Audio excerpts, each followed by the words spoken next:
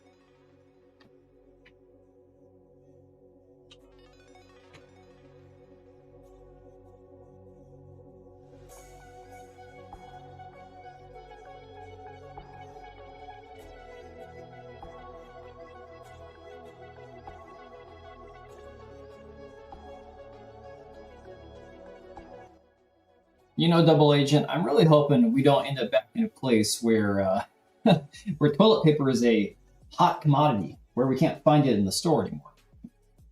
God, that was some crazy shit to live through. No. Skip the intro. We don't need the intro for tonight.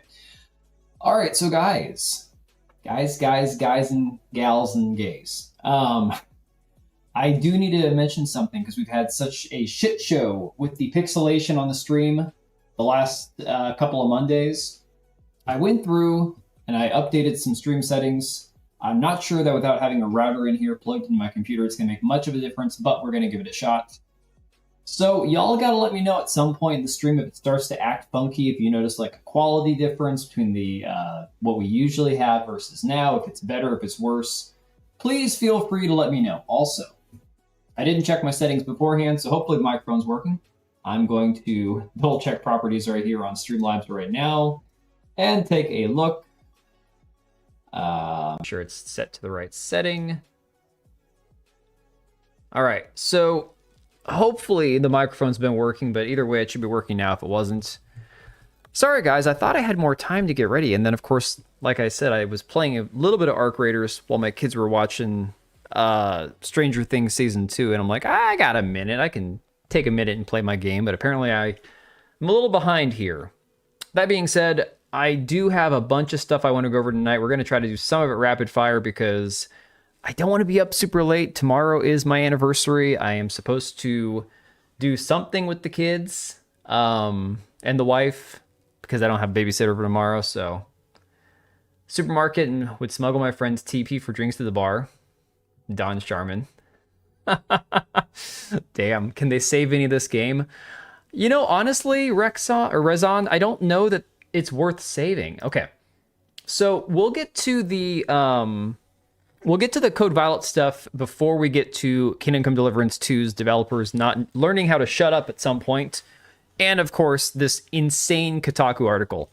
But a little bit about let me make sure let me make sure that my audio settings, because I haven't checked Windows in a day or two. Let me make sure all the settings for sound are where they're supposed to be. I have cleaned up in here a little bit. The background behind me should be a little less cluttered and confusing. Hey, Wagon Burner, I saw what you sent me, but I can't play it because copyrights. I do dig the tunes, though. All right, let me see here. System, sound. Okay, we should be good. Yeah, but I don't know that there's any saving this $50 slop AI-looking mess of a game for $50. Not gonna lie, it looks like dog shit to me. I've played games like that, and a lot of them have been essentially like indie asset flip type games. So I don't know why there was any hype for Code Violet to begin with. KCD guy fucked up again. I mean, dude, honestly, it's not just one guy. There's a bevy of people at Warhorse Studio who don't know when to shut up. You know? Thought I'd like it. Oh, I appreciate it. Dude, that was pretty awesome. No, that Eminem song, disturbing as it sounds, is one that my son used for his walk-up song quite a bit last year for Little League. And so, yeah, it's been interesting.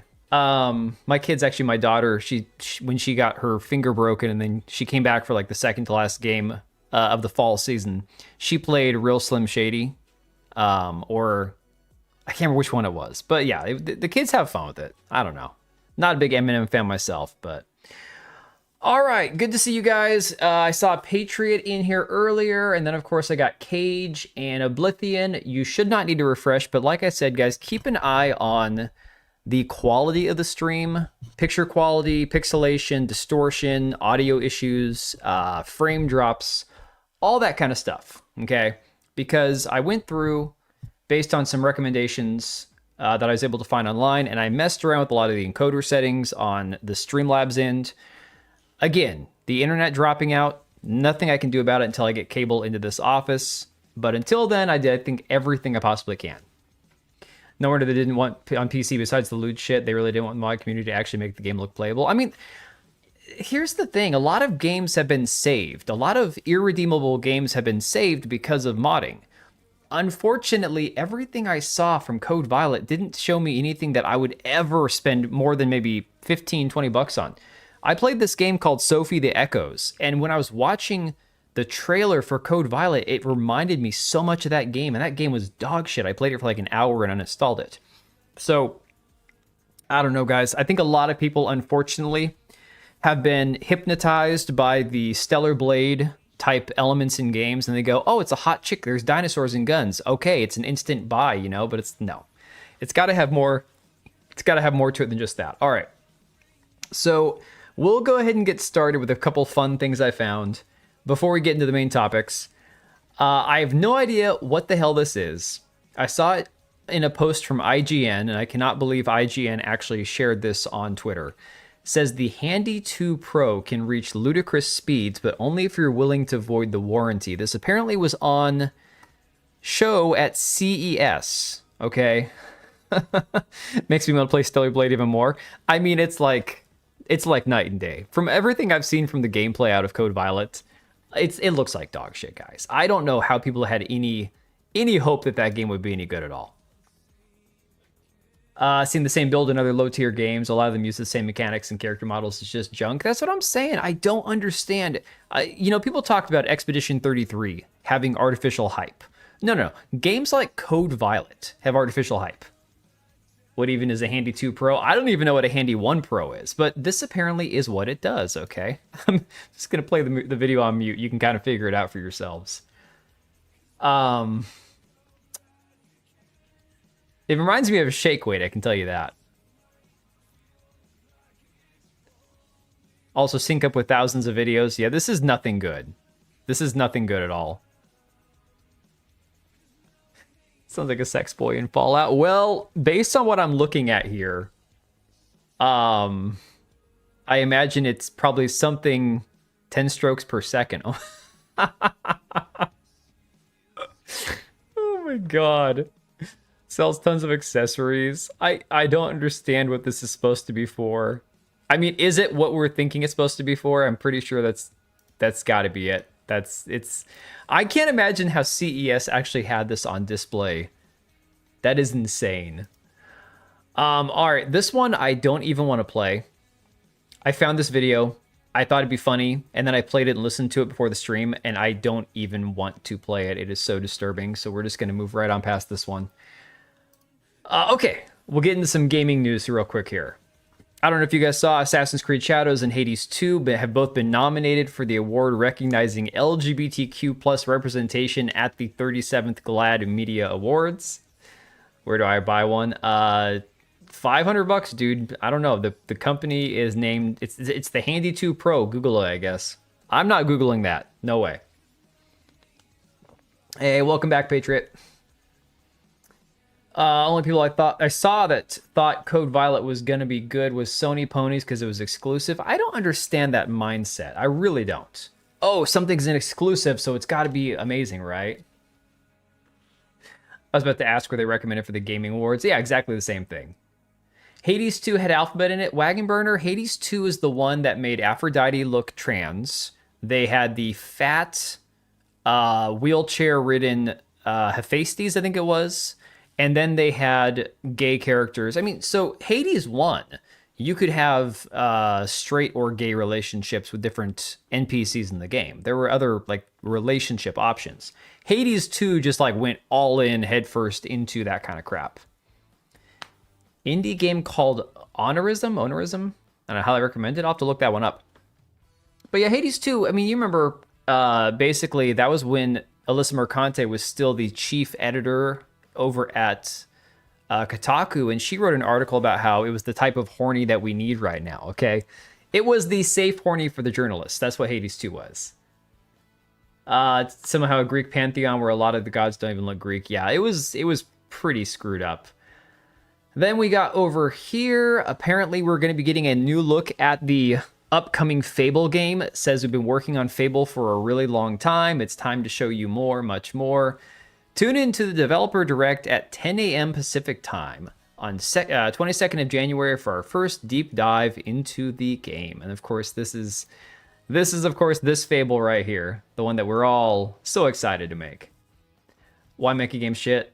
Don't these game creators want to be known for making good games? I mean, I think there's two aspects to it. One, you have, well, there's multiple ways to look at it.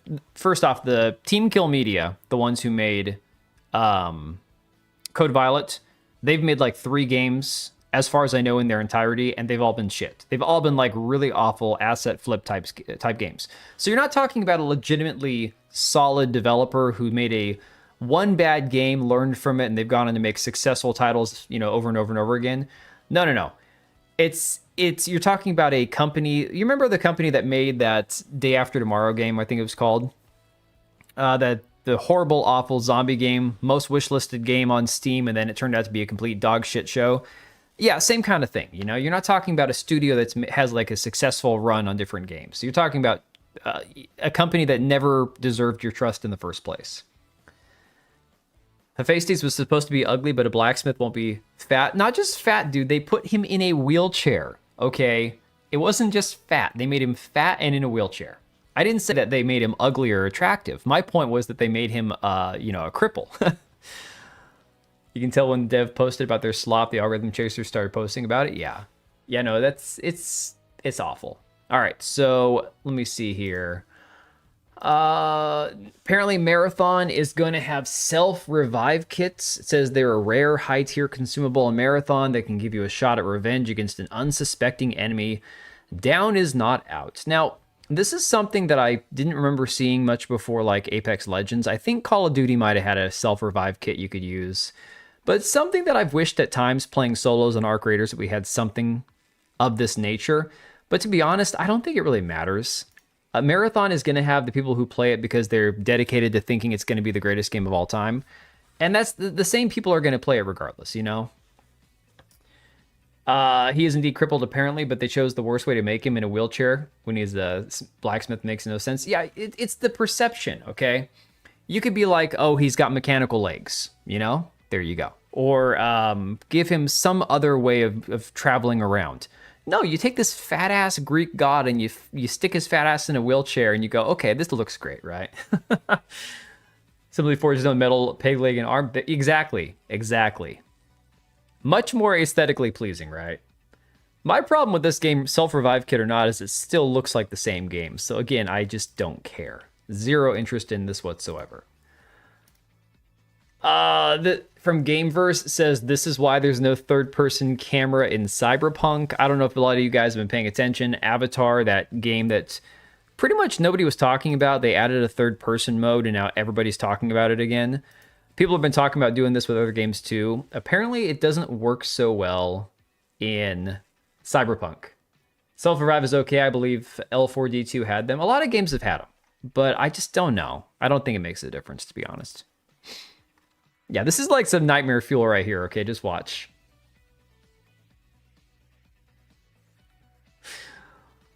Yeah, I don't love the idea of taking a first-person game and making it third-person. Quite frankly, I don't understand why people have this obsession. It's like, if a game is meant to be played in first-person, I'm gonna play it first-person. If a game meant to be third-person, I don't want to see it in first-person. I like to play the game typically the way that it's intended, as long as it's a good game. They showed this a decade ago. It doesn't work in this game. Yeah, it's just one of those things. Yeah, I think this is an old video, right? It says, note needed, animations aren't the reason the game's first person. The animations are designed for first person viewing. I don't know if that makes much of a difference. Console pleb issues. Most PC games have mods for it. Yeah, but again, I generally don't care. That's the thing. If a game is good, I don't really care about modding it to make it a different play style. I'm going to play it usually the way it's intended. And again, let the modders have their mods. I'm all for it. I think modding is awesome. I just personally don't have the desire most of the time to waste time on it. All right, so I did not watch the, what was this called? New Game Plus with those like 4 or 5 YouTubers. But apparently there were some reveal trailers. People said that the trailers were pretty good. This one is for a game called Beautiful Light. I have not seen much about this game, but I do want to go ahead and pull it up and take a look at it. There's a couple little clips and trailers I want to watch before we get into too much of the other news. People, for some reason, conflict. The game was designed to run first person. It's not the animation. Oh, okay.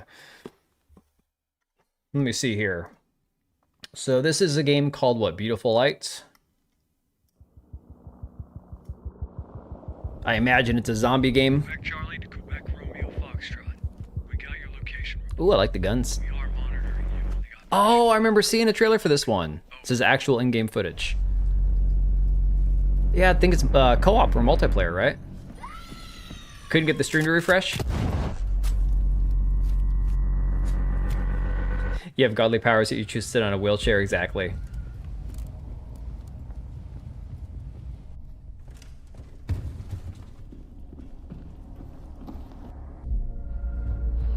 Oh, that's creepy.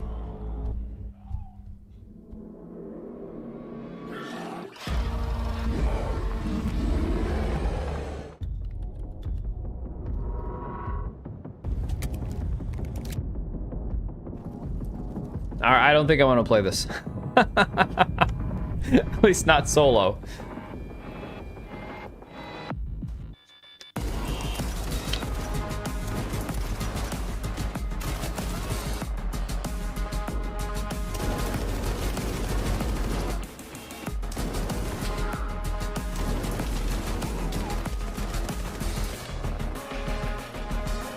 Hey, Patrick.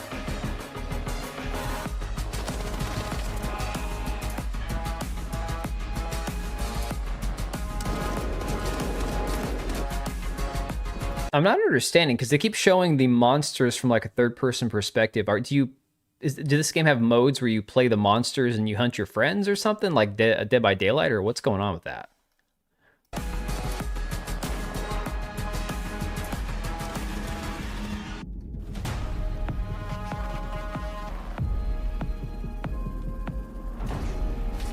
Oh, it's another extraction game, huh? Okay. I did not realize it was an extraction game. Well, that's going to be interesting because a lot of people are kind of over the whole extraction shooter thing. A PvPvPvE objective. Wait. Player versus player versus player versus environment objective-based extraction shooter with tactical, immersive, and horror gameplay. What is that? Okay. Someone says how many players? Around 18 to 21 per match, and from 1 to 3 player anomalies. What does that mean? That you load in as like a monster or whatever?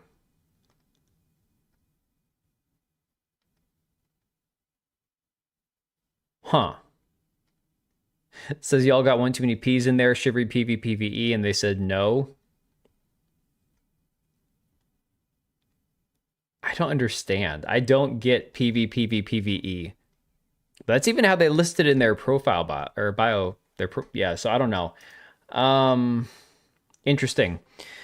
All right, says The Division 3 is in production, is shaping up to be a monster. Says franchise boss Julian Garrity. Within these walls at Massive, we're working extremely hard on something that I think will be as big an impact as Division 1. Does nothing for me because I personally didn't play much Division 1 or 2. So that'll be something. Legendary Drop says, Ubisoft, please do not F this up. Yeah, Ubisoft, you cannot ever discredit their ability to F things up. Oh, okay, so we have an update from No Rest for the Wicked. Says this is co-op redefined, a shared world forged in struggle and joy. No Rest for the Wicked together launches on Steam January 22nd. So I think this is the co-op mode people have been testing out. Let me take a look at this.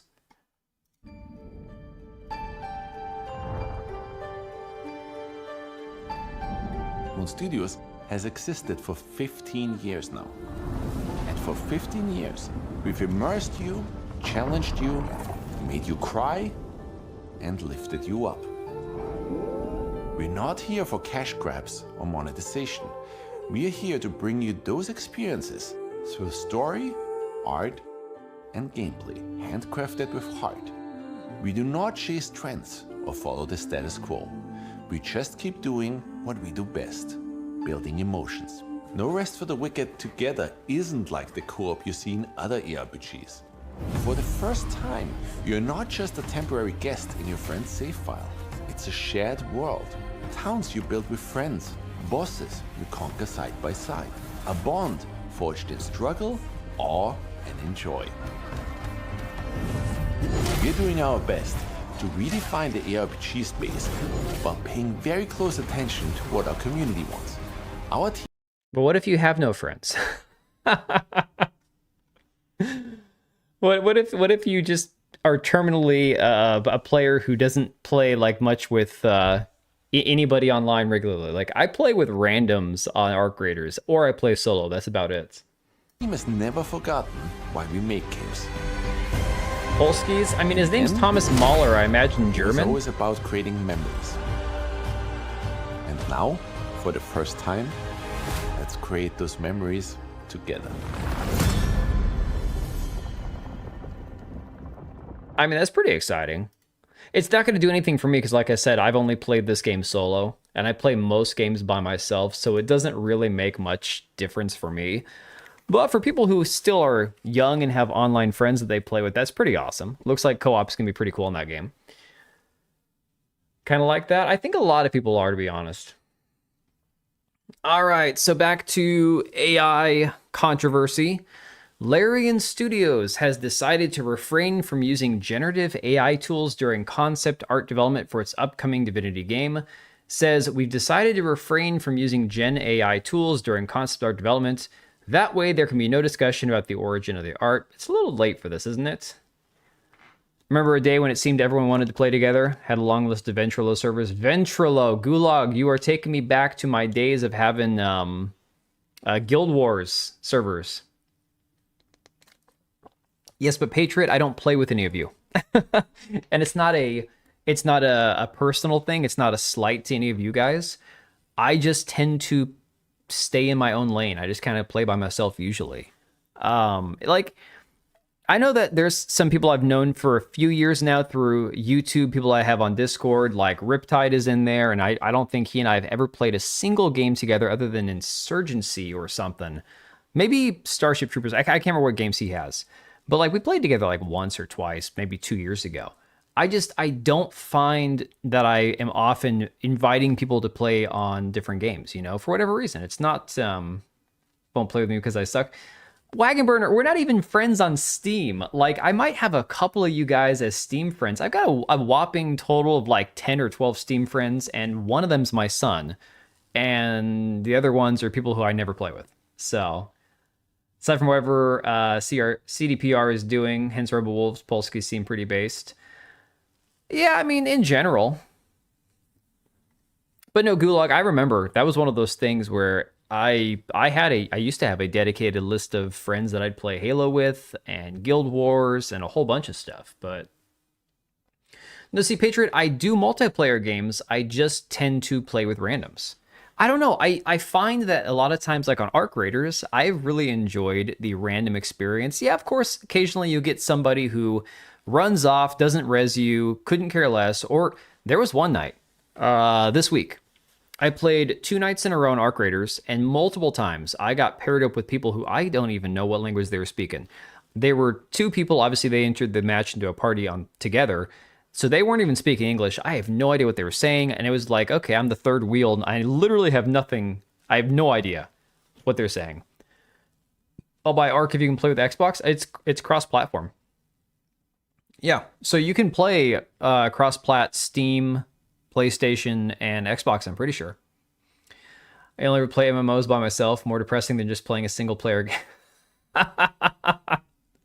So Oblivion, I remember they always had henchmen in Guild Wars, but they for Nightfall, they introduced heroes, which were customizable henchmen, where you could actually upgrade or pick their skills and swap out their armor and weapons and stuff. Really cool feature. Because a lot of times when you're playing MMOs and you're trying to, do like end game stuff, playing with NPC henchmen with their basic, like their base skills and armor and shit, it's impossible. It's terrible. But with the heroes that they added for Nightfall, that made it a lot easier because then you could customize like their entire skill set and their weapons and everything else. So, no, it definitely made it easier. Legendary Drop said people are going to question it anyway and accuse them regardless of what they say. Larian is already on the cross and Jason Schreier put them there. Elvin Maid says, here we go, just bent the knee to whiny activists who don't even play games. Let's limit our resources and tools because people on the internet are crying. Huge L for Larian. Let's face it, will they stop using AI? I highly doubt it. The only thing those activists achieved was forcing studios to either not mention it or straight up lie about it. So GG. I think that's actually a really good point. Again, how many studios are going to use AI and just not talk about it now? They're simply not going to address it. They're not going to mention it unless there's ever a point where they have to legally put made use of XYZ AI. Oh, we all hate Jason Schreier. I would do an MMO if people actually role-played. I'm not there to hear people sound like this world. Okay. I understand that, Patriot, and I commend people who actually get into character, but of the thousands of hours of Guild Wars I played every year, I was not going to role-play as my characters. Sorry, that's just not happening, man. No. That's for some people, obviously, not for all, and I could never have done that. What else have we got? Oh, speaking of arc raiders, if you're not using AI, then you're not trying to save money or time in your production. 100%. Yeah. Now, there are bad uses of AI. I will say that with the criticisms of AI, Arc Raiders has some of the NPCs, the traders in the game, and one in particular, the one that you probably go to the most, because she has like the stuff you can redeem the seeds for. And holy crap, her voice lines are dog shit. I'm talking straight up ass. Every studio's using AI. There's all kinds of AI. Well, here's the thing. AI has always been a thing. To say, are you using AI is kind of a retarded thing to say, because there's always been some form of AI in game development. It's a nonsensical thing to say. Simple as replacing backgrounds to make concept art to making live NPCs. Exactly. No, it's a stupid thing to say. But Arc Raiders has had some issues with cheating, apparently. I thought this was just a streamer thing, because the only people I ever see complaining about cheating are streamers. The only people I see saying guns and weapons need to be nerfed on Arc Raiders are streamers.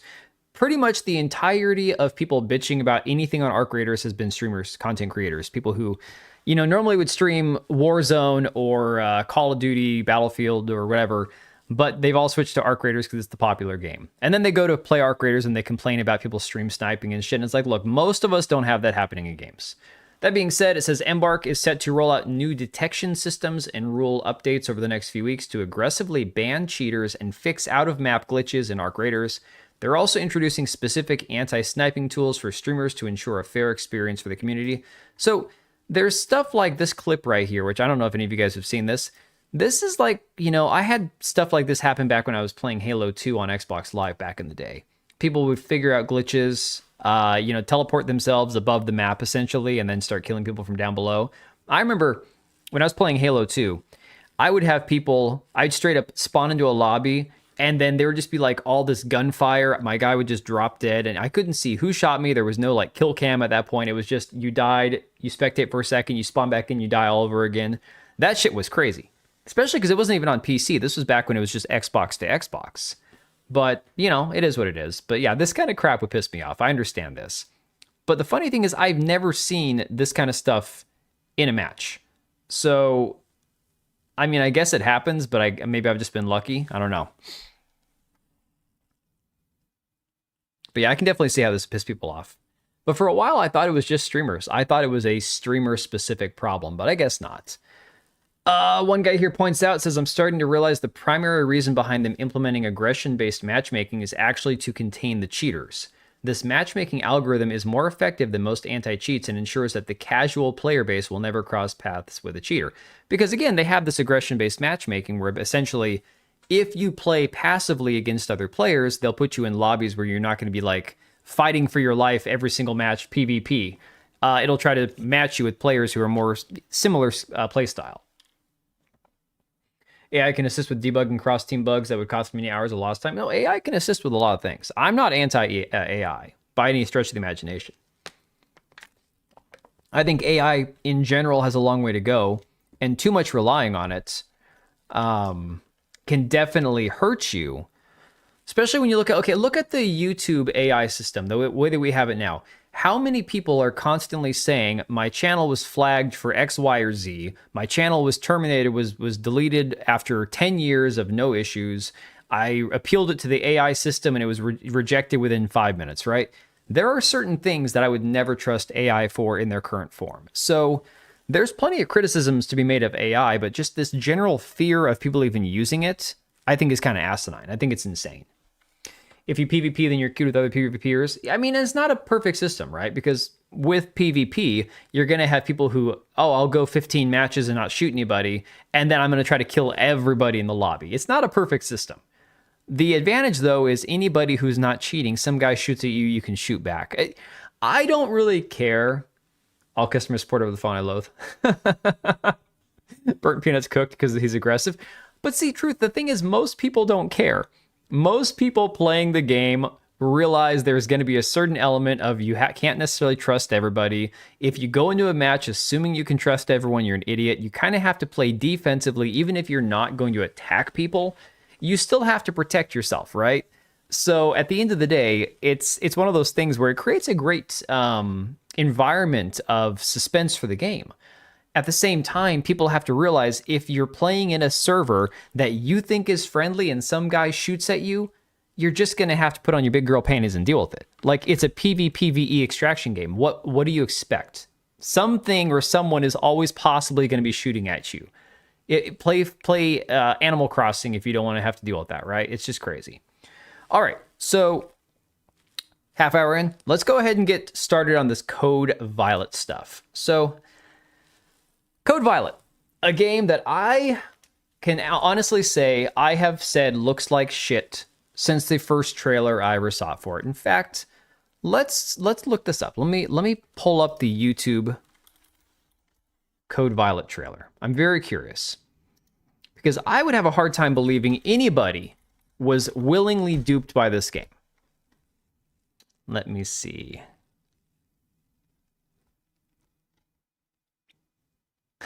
DSP Gaming Code Violet, the worst game I've ever played. Here we go. Official PS5 announcement track record. Got announcement video. The track record is even terrible. Yeah. Let's switch to full size screen. Here we go. But again, I don't fault people for wanting better games. And I don't fault people for looking at a hot character and dinosaurs and machine guns and going, all right, I can get behind this. I want to play something like this. But when you actually watch the trailer, when you watch the gameplay movement, when you look at it for what it is, and you get past the fact that it's a hot, chick in a tight costume with again, sexy outfits and stuff you can get in the game doesn't look good. I'm sorry, it just doesn't.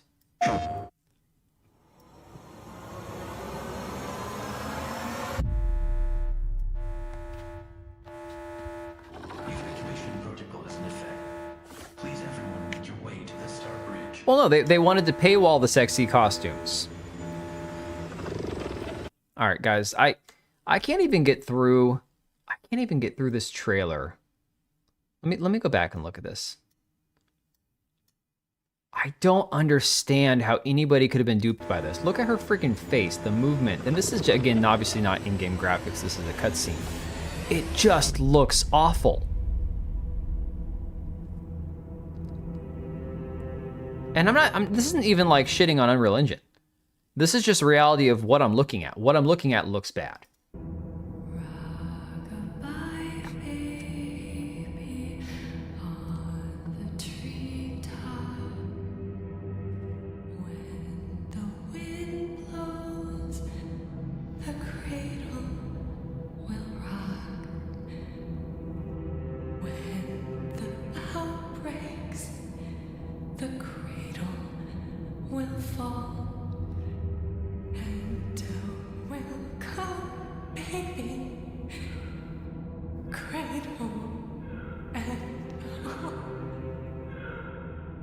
Oh, look, a dinosaur.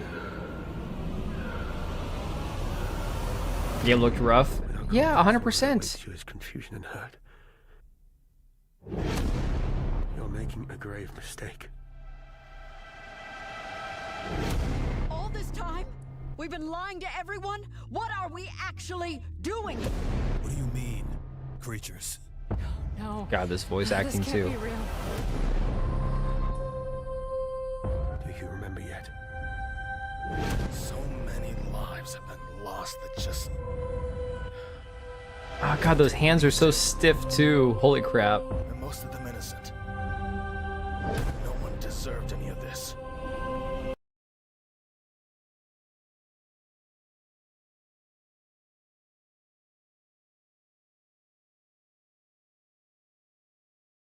We did everything for you.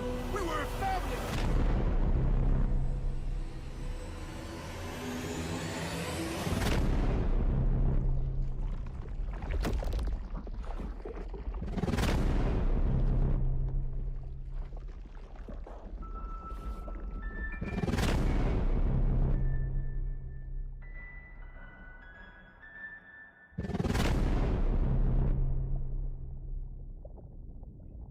Microphone once and plugged it back in. I figured that would have saved me from having this muted during stream thing, but no, I have no idea what the budget was. Hopefully not much. Look at the feet at the beginning; they don't even bend. Yeah, well, I'm not a big foot guy. That'd be more Kata's department. But yeah, I mean, honestly, it's crazy. Oh, I know you do. I unplugged the microphone, plugged it back in. It's a quick fix. Yeah. I'd rather go and rewatch Jurassic World than play this game. Funny you mention that, Truth. First off, Jurassic World is ass. Jurassic Park 2 was stupid, but still enjoyable. 3 sucked. And what I saw of Jurassic World was dog shit. So, Code Violet doesn't want us to hear your commentary.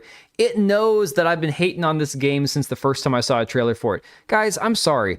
This is where there are content creators, people that get called grifters and stuff. And I hate the term grifter because grifter means you're saying something because it's going to benefit you and you don't believe it. Again, it's a lie. It's something you say for money or for popularity or whatever. So I don't want to call other people that were hyping this game up grifters. But how can you watch the trailer for that game or any of the clips that came out before the game released and then actually say how excited you are for this game? It looked like shit.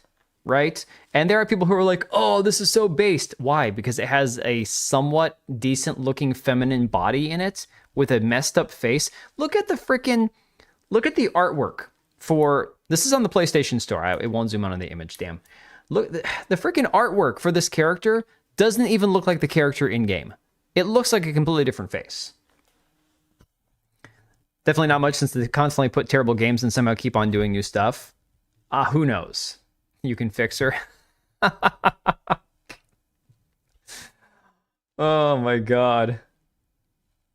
Makes other good games with good-looking females look bad, yeah. Not grifters, just console warriors, people who are too anti-woke minded that they forget that it's a game. Right, yeah.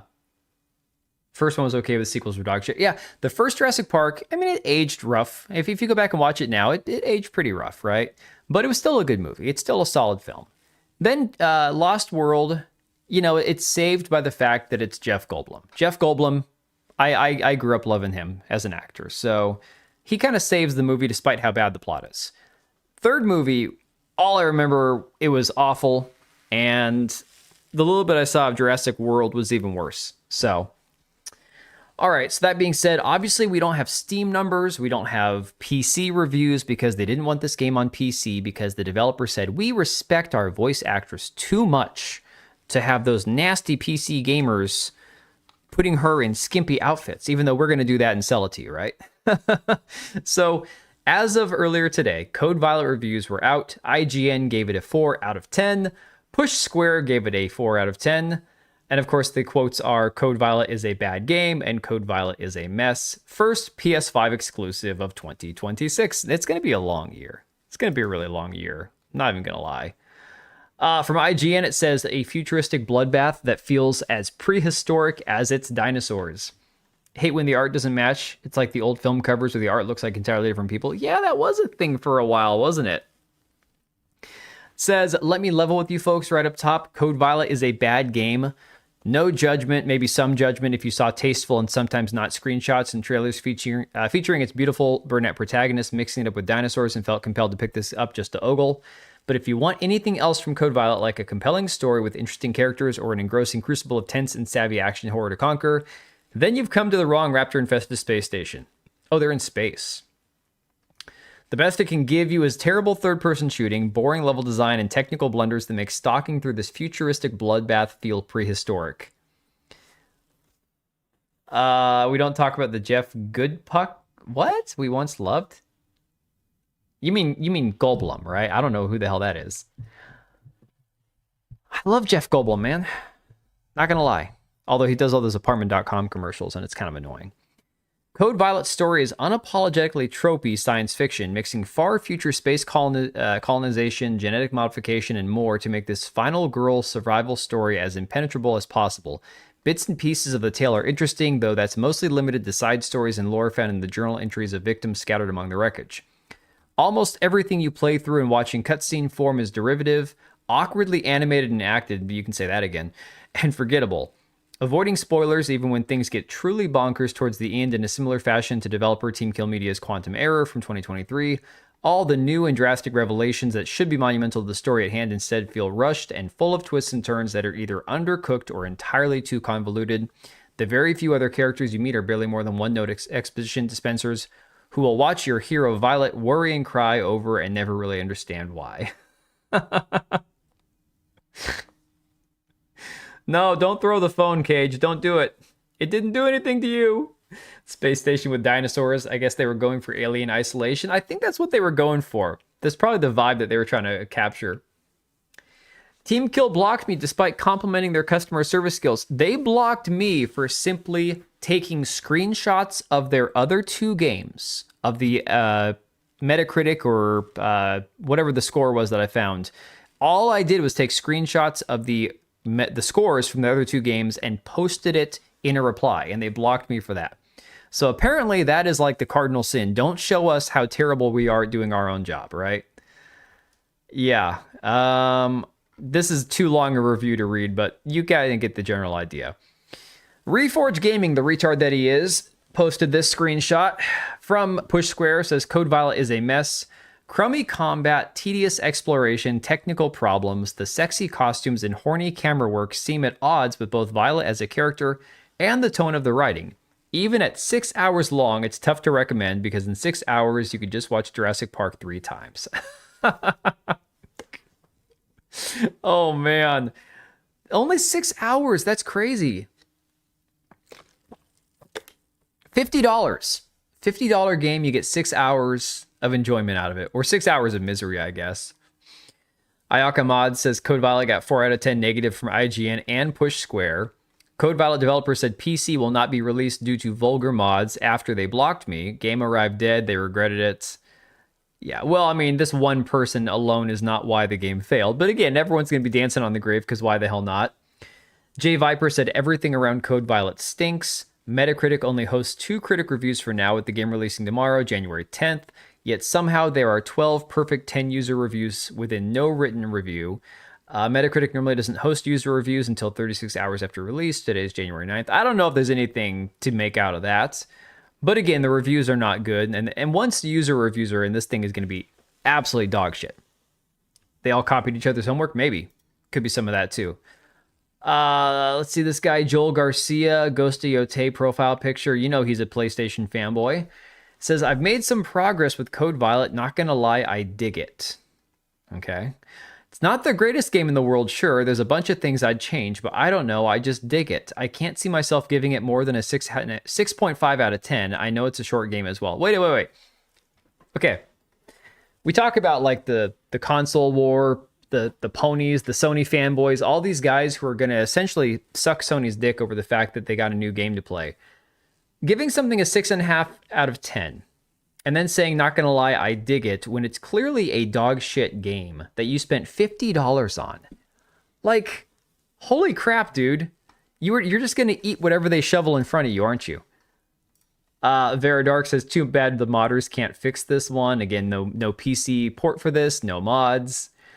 This gal here, generally a retard with bad takes, said, I played whack-a-mole with a T-Rex, then does he disappear or did he turn into a tiny dinosaur? I don't know. 67 out of 10. I think she meant 6.7, 6.7. Maybe she's doing the meme. Said, this is Code Violet. Stay away from it. Oh, she didn't pay for it. I didn't pay for it, luckily. Wait. So how many codes did they send out to people? All right, so here's some of the riveting gameplay, okay? You guys want some riveting gameplay of this game? Check this shit out. I could probably play it with volume. It won't be too loud, I guess. Zombie T-Rex pops out of the ceiling. Pops out again. Look how stiff the freaking movement is. And there's a little T-Rex. Oh my god, man. I feel like my 12-year-old could hop on Unreal Engine and create something with better movement than this. Jeez. Oh, Vera says, oh wow, doubling down, what a great idea. Clearly the 2 individuals who disliked it are really bugging you guys. And again, this is from Team Kill Media. This was from this morning. It says, the fans and players love Code Violet. The opinion of 2 individuals who didn't like it have no effect. Code Violet has been and continues to be a massive success. Our fans and players are the ones who matter. You want that riveting handy bot 2.0? I mean, you could use it while playing Code Violet. Just saying. Pretend it's a dinosaur jerking you off or something. I don't know. Code Violet got a 4 point. We already saw this one. I don't know how we got out of order here. Okay, G-Man lives here. Another guy who, I don't know. He's had some good takes and some bad takes. I don't even know where he stands on most things. He is Australian though. So he paid $80 Australian, I do believe. Says Code Violet is easily one of the worst games I've ever played. I'm genuinely baffled to how the developers think they can charge almost $80 for this crap. I've played $10 Unreal Engine asset flips games on Steam that are better, and that's saying a lot. IGN's 4 out of 10 was too generous. And this is what I'm saying, guys. I mean, for those of you who were here Halloween before last, where I played Sophie the Echoes, that thing was a mess. Or Sancticide. I have played a lot of indie asset flip UE5 games. Okay? And to me, this game, everything about it screamed asset flip. It's $10 and it's way better game than this trash. I'll have to check it out, man. Oh, their team is delusional? Yeah.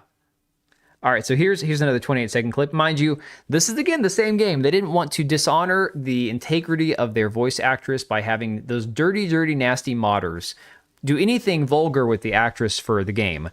But she's running through the space station fighting alien dinosaurs in essentially her underwear here. So I guess this is respectful.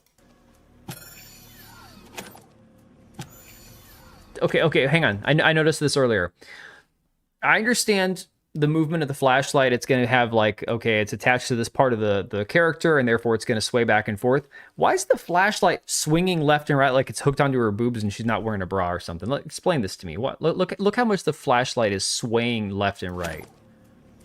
That is crazy. Maybe it is on her chest or something. Oh no, I got attacked by a dinosaur. Tap X to get up.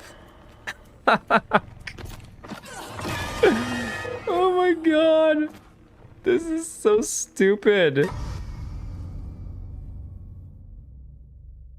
Wow.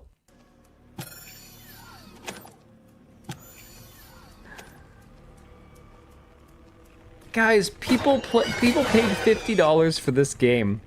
Expedition 33 is $50, usually on sale, and when it first launched, it was only $40.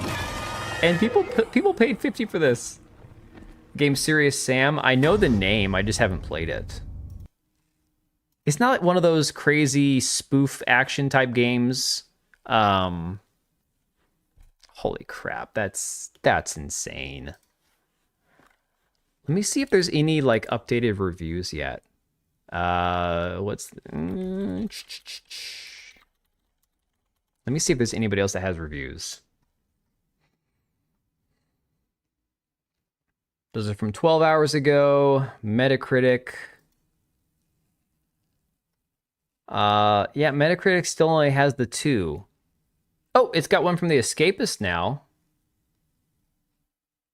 Okay, here we go. We have a few more, the IGN Spain and The Escapists. But no, I know the name Serious Sam, I just don't know why. I never played Dino Crisis, but I guess some people bought the nostalgia. But you know, Remy, people might say the same thing about like games with dinosaurs and Turok, but it's like Turok for me, I played once or twice, 1 or 2 of them, and it's like dinosaurs alone are not enough to reel me in. Heard about Code Violet, not surprised. Yeah, Lord Blaze. Honestly, the game looked like shit from the launch, from get-go. It's just crazy. Hang on a sec. So we do have a review from The Escapist. It says, if you're a diehard fan of sci-fi and action horror with dinosaurs, you might find some elements to get excited about with Code Violet. It's got potential in places with some interesting lore sprinkled across the world, but it's not going to be giving classic action horror titles a run for their pocket change anytime soon. Get Capcom on the phone. Nobody mentions how the game is $50, mind you. It's like, if this was a $20 indie title, nobody be talking about it right now. IGN Spain says Code Violet was expected to be the spiritual successor to Dino Crisis, but expectations have taken their toll. Team Kill Media repeats the same mistakes it made with Quantum Error, with a shooter that borrows elements from various survival horror games without fully understanding them. Although it can be fun at times, the combination of disparate and nonsensical mechanics, technical glitches, and poor design decisions ultimately results in a product that is not worth its $50 price tag. There we go, nowhere even close. Serious Sam, over the top FPS? Yeah, it sounds about right. Also, it's reaping and sowing for dissing PC gamers, right?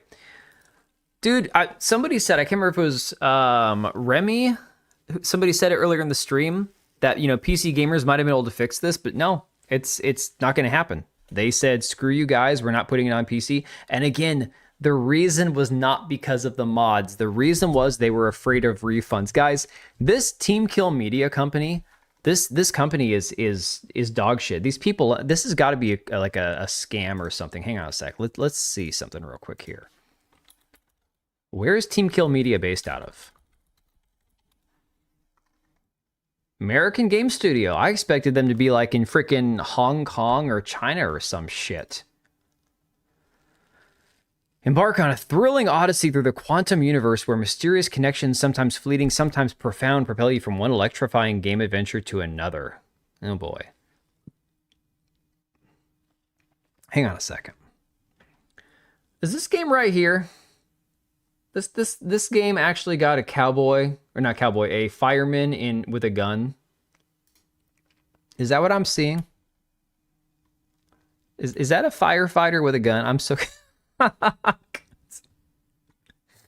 Oh my god. I don't understand. I just don't understand. Chinese games are good now. No, I understand that, Remy, but there's also a lot of these asset flip studios that exist in China as well. It's a combination of both. I understand that there are good developers in China as well. Same with Korea and Japan. It's the fact that there's a lot of these scam companies, like the one that did Day After Tomorrow. That's the scam game, right? That came out, that was the most wishlisted game on Steam. I think it was Day After Tomorrow. And that studio, I'm pretty sure, is based in China. Believe us, we can fix her. Oh my god, man. But this isn't even the same character, guys. This is not the same character. You can fix her, but who's her? This isn't the same girl that's in the game. This is completely different artwork. Wasn't that Canadian? No, it wasn't Canadian.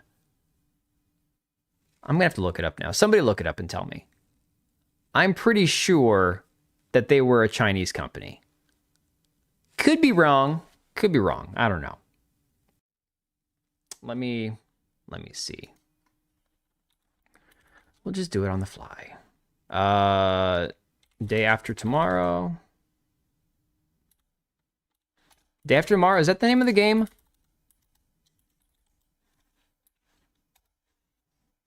The Day After. The Day After. Okay. Studio. Days after. The day before? Day before, day after. It's the day before.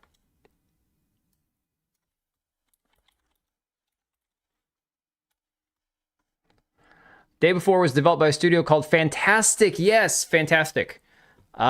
Which shut down just 4 days after the game's disastrous launch in December 2023, citing financial issues. Yes, that's exactly what it was. Highly anticipated zombie survival MMO, blah, blah, blah. Where were they found? Where were they based out of? Tired game PC community can fix her. Yeah, Day Before. I don't know why I was saying Day After. Oh, we just went over Code Violet, Mahindra. Talking about the game being a complete shit show. I understand the meme of we can fix her, guys. Trust me, I get it. But I don't think this one's getting fixed anytime soon. I don't know why the chat box isn't showing up here. Weird.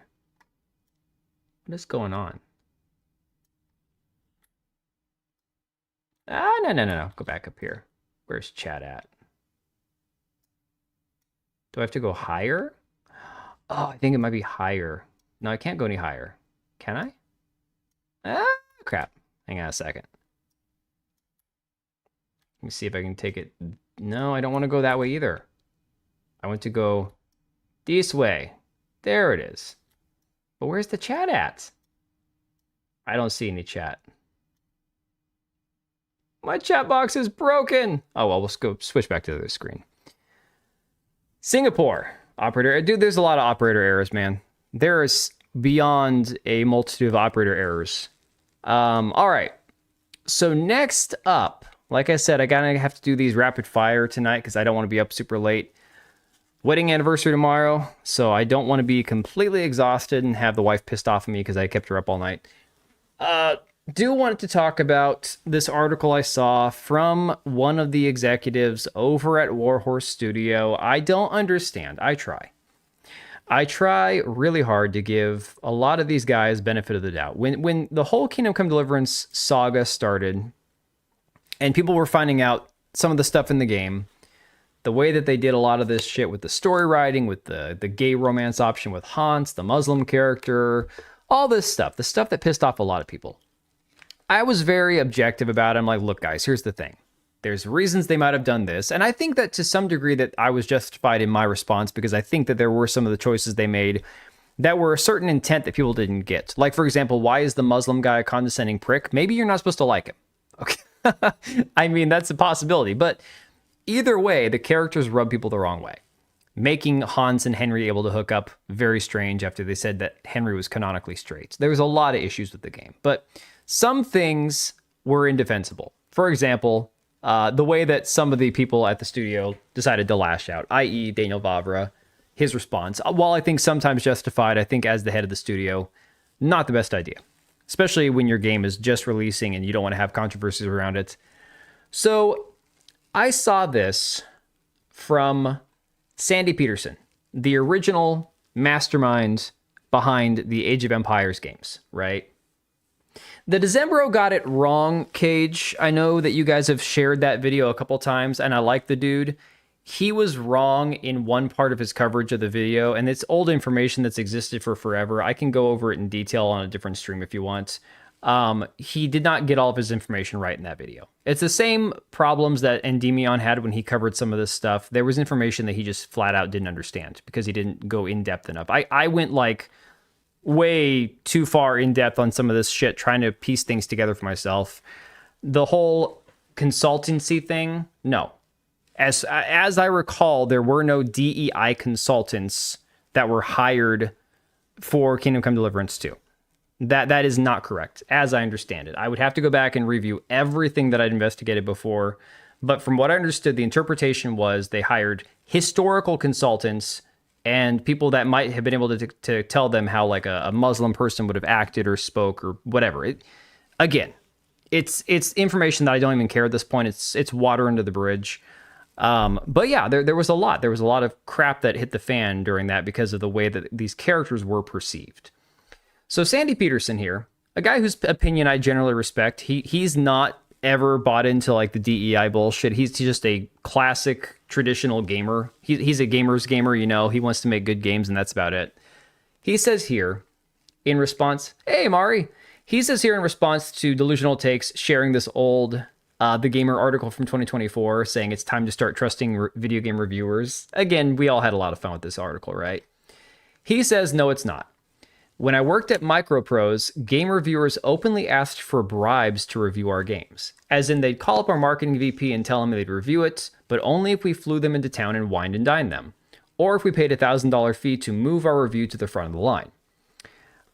When I worked at Ensemble, reviewers were a bit less crass. Instead, they'd call from magazines and say stuff like, we're considering a big review of Age of Mythology in the August issue. How big of an ad spread do you want? Strongly implying that buying ads in their magazine would get that review, but not outright committing a felony.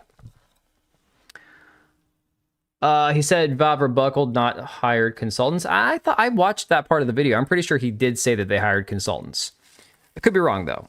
Nowadays, I only trust independent reviewers, people like Sophia Narwitz, Josh Strife Hayes, or Mandalore Gaming. Organizations with big websites and dozens of employees are all just liars. The truth is not in them. They will play a game for 10 minutes and then base their review on what they read on the back of the box. So like I said, this is what I said. Sandy Peterson, a guy who's not afraid to say how he feels. He's an old guy. He's an old gamer from the 70s. It's like he's going to say exactly what he's thinking, and he hates the journalists, right? He hates them.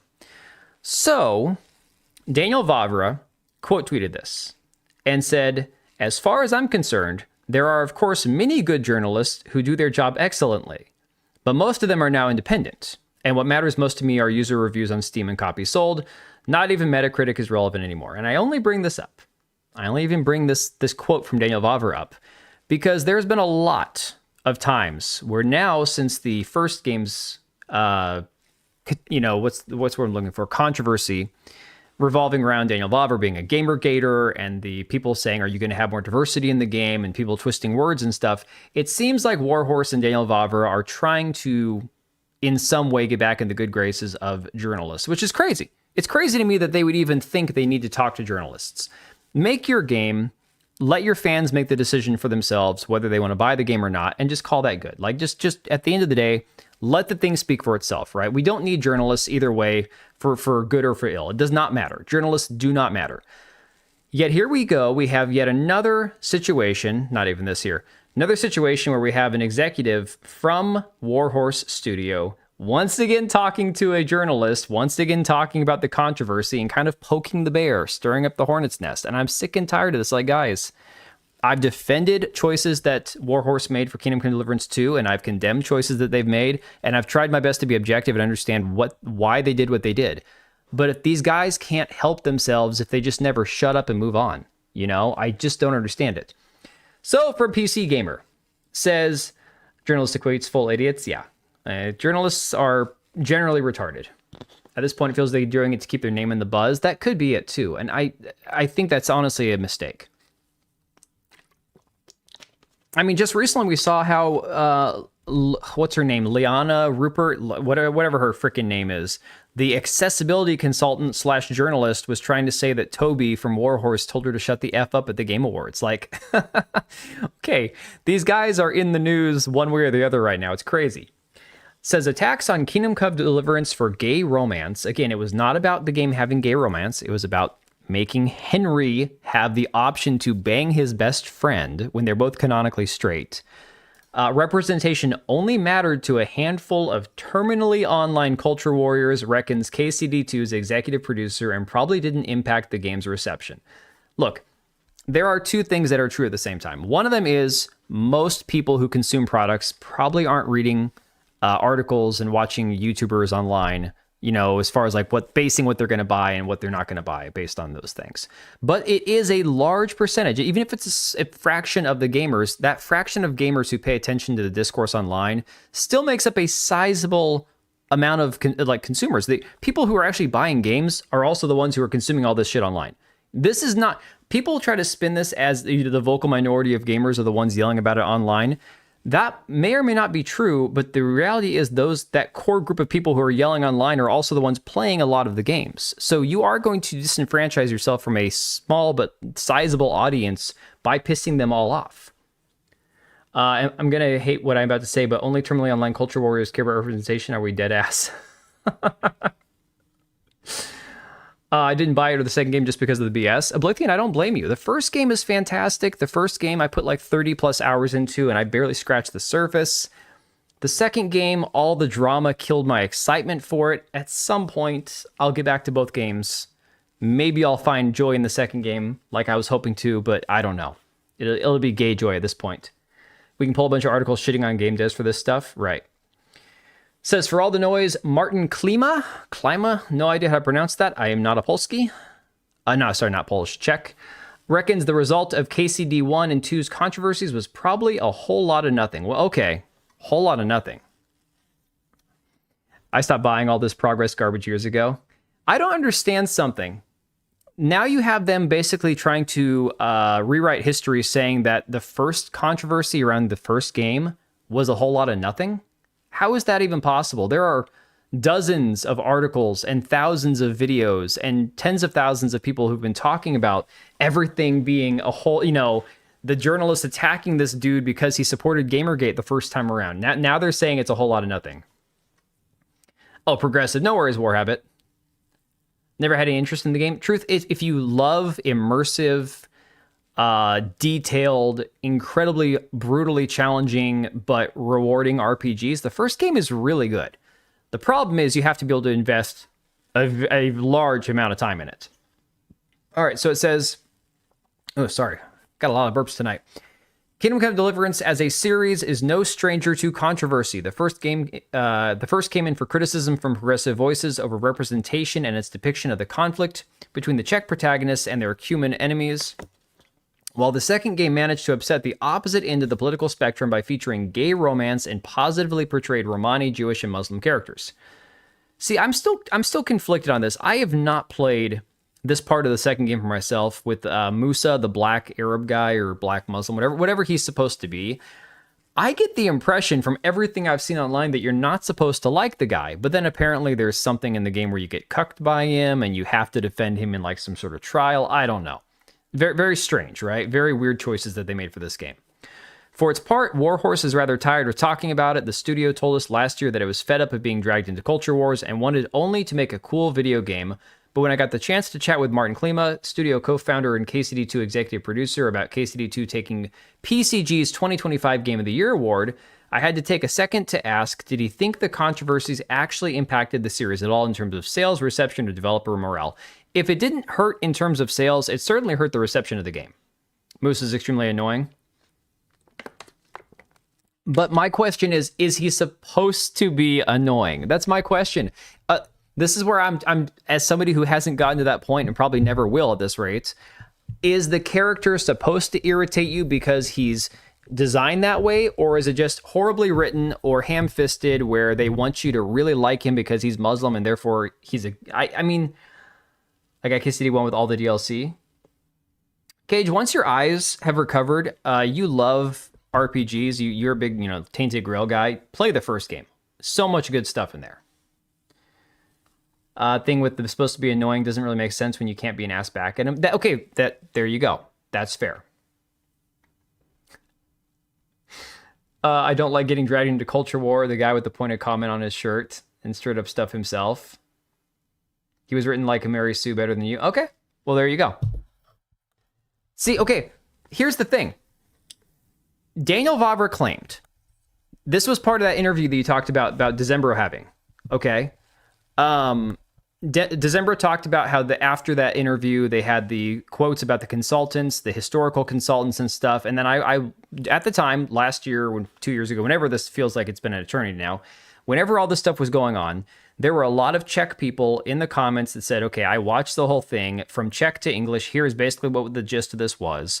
But in there were quotes about how Daniel Vavra assumed that his portrayal of these diverse characters would actually piss off the journalists more than it pissed off the gamers. So either he's lying, which is possible. It's entirely possible Daniel Vavra lied about how he wanted the characters to be portrayed, or they were poorly written because they had too many freaking writers. You guys remember, the second game script is like the biggest freaking script I've ever seen for a video game. They showed the first game script compared to the second game script, and it was like this to this, right?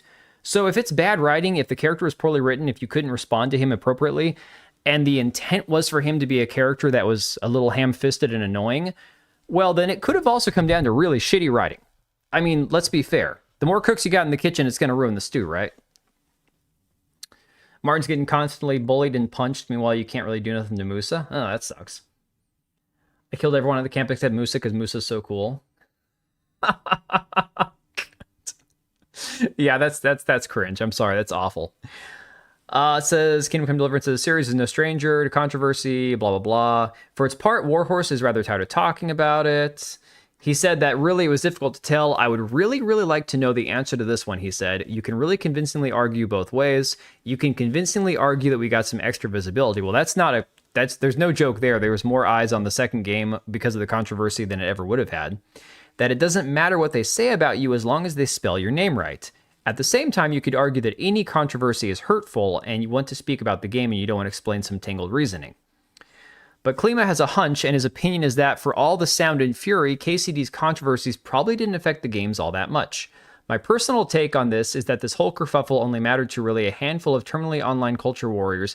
You're describing your core fan base. Now, like I said, there's some truth to the fact that not everybody who cares about games is going to be online consuming this content 24/7. But there is going to be a sizable group of people who does. Okay, there's a sizable group of us who are all gamers, have been gamers for a long time, who absorb all of this shit. Okay, so to act like the controversy around the first game didn't help it down the road, think about it. Think about it. A lot of people went and bought the first game after hearing Daniel Vaver, Warhorse Studio, F the journalist based. Game's $5, game's $10. Oh, it's got DLC for. I mean, look, Cage hasn't even played it yet. He picked up the first game and all the DLC for like $12. With a deal like that, it's hard to pass up. Detroit Becoming Human just sold 1 million copies in 2 weeks because it was on sale. People are going to buy something if they know that it's a good product or they hear good things about it and it's on sale. It's affordable, right? So I have a hard time believing that the controversy where journalists attacked the first game and then the ensuing year after year of people talking about it, people talk about how based they were. I mean, you had people like, okay, prime example, the Fandom Pulse articles where John Delarose and John Trent, who, by the way, neither one had ever played any of the first game at all, knew nothing about the first game, and they wanted to talk about how he used to be based. I'm like, play the first game. It's not this wholesome Christian game, guys. You're murdering, murdering, stealing, whoring, Christian elements in the game. Sure, you can absolutely play the game as chaste as you want to play it, but it's not a moral game, if you will, okay? Certainly you can be as immoral as you want to in the game. But it was a massive catalyst. A lot of people were like, this is the guy, he's our developer, he gets us, he's one of us, and so they went and bought the game because of it. Detroit Become Human was a game I was not sure to get, but when I saw it $4, I'd make that deal. I mean, it's really hard to pass up $4 for anything, right? It's cheaper than a cup of coffee practically these days.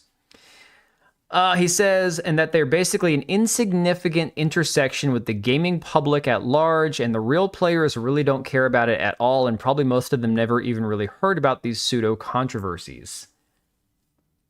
I played the game chaste because my Henry was gay. Well, there you go. Although Henry wasn't gay, Patriot.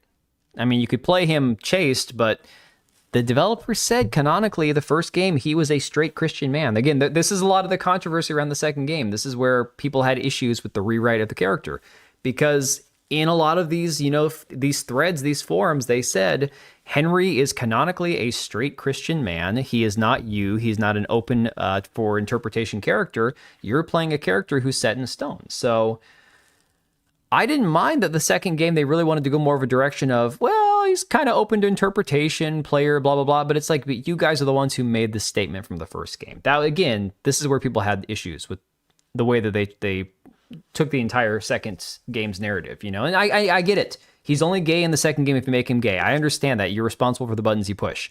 It's the fact that you say in one game he's canonically straight, and then you throw that into the second game like, well, if you want to make him gay, there you go. It says, as for the devs themselves, Klima reckons that if it impacted them at all, it was to a small degree. We all felt that it was very unfair and disingenuous, these attacks, the first game and the second game both. So this sort of gels the team a little bit. You have this kind of besieged fortress mentality, but I don't think it really mattered to us that much. In fact, he said that there are still people at Warhorse who are barely aware of the controversy. I'm pretty sure you could actually find quite a few people in the studio that have a very dim awareness of the whole kerfuffle. Little hard options are really immersion breaking. They're a tiny part of the game, but are off-putting. The gay ones. Yeah. To be honest, of the 30 to 40 hours I put into the first game, I think I just to see what would happen at one of the bathhouses when I was getting my clothes cleaned, I decided to pay for one of the women or whatever. And I was like, okay, that's stupid. That's a waste of money. And then I just never did it again, right? So as far as like in games, I don't tend to care too much about relationship options in games. There are a couple things in games I don't care about. If you can't pet the dog or pet the cat in your game, I don't care. If you can't hook up with certain characters in the game, I don't care. Like relationship options in games for me are so far down the list on things I care about. I care about combat, music, environment, story, all those other game mechanics far more than I will ever care about who your character can romance, who you can hook up with, who you can fall in love with. I just don't give a shit. And I love immersive RPGs. I love great games that have great stories, but the freaking, like the romance options, I just don't care. He's antagonistic. Doesn't matter what he's talking about. I was astonished with all the homoness in the game. Not a bit was done in a believable way. That's where he failed his gay fan base. Well, and Patriot, beyond that, I will tell you something. He is pissing everybody off yet again. I saw a couple weeks ago he was pissing off the fan base who thought now that he was like pro-gay, and then he started showing like what do they call it, Hansry or Hensry, I think it's Hansry, like fan fiction art that people had sent him to piss off the other half of the fan base. At this point, it's really dumb for them to put this article out saying that, well, we don't even really think much about the controversy, when the other co-founder of the studio is like legitimately trying to bait and troll people every freaking day on Twitter. I'm sorry, I don't buy it. Whether or not you want to believe that the controversy heavily impacted sales, that's debatable. But it absolutely affected the reception of the game. There was a large contingent of people who were really looking forward to the second game, and whether they were totally fine with all the decisions that were made or not, it absolutely impacted their reception of the game. I mean, look, it killed all my enthusiasm for it. Now, granted, I was consuming this content all day long. I was making videos on it, articles, discussing it, debating it, all that. But my excitement for the game releasing plummeted. It just plummeted. And even if I'd have played the game years later and found out, oh, there's this annoying character, there's this gay romance option, whatever, right? Could have sold better, and it might have sold better. I honestly think that they might have lost out on tens, if not hundreds of thousands of sales. Now, in the grand scheme of things, long term, millions of sales versus 100,000 that you lost, you'll make up for it, no problem. It didn't impact sales. Sales were high because we were fans of the first. He made an incredible game. Best game I've ever played. Slid into the slope he said he hated. Yeah. Good romance can enhance an RPG. I like my Dragon Age. Dragon Age romances, they weren't annoying. I just find them to be unnecessary. For me, it's just like, it's like on Witcher 3. You have all the different romance options, and it's cool. It's part of the game. It adds depth to it.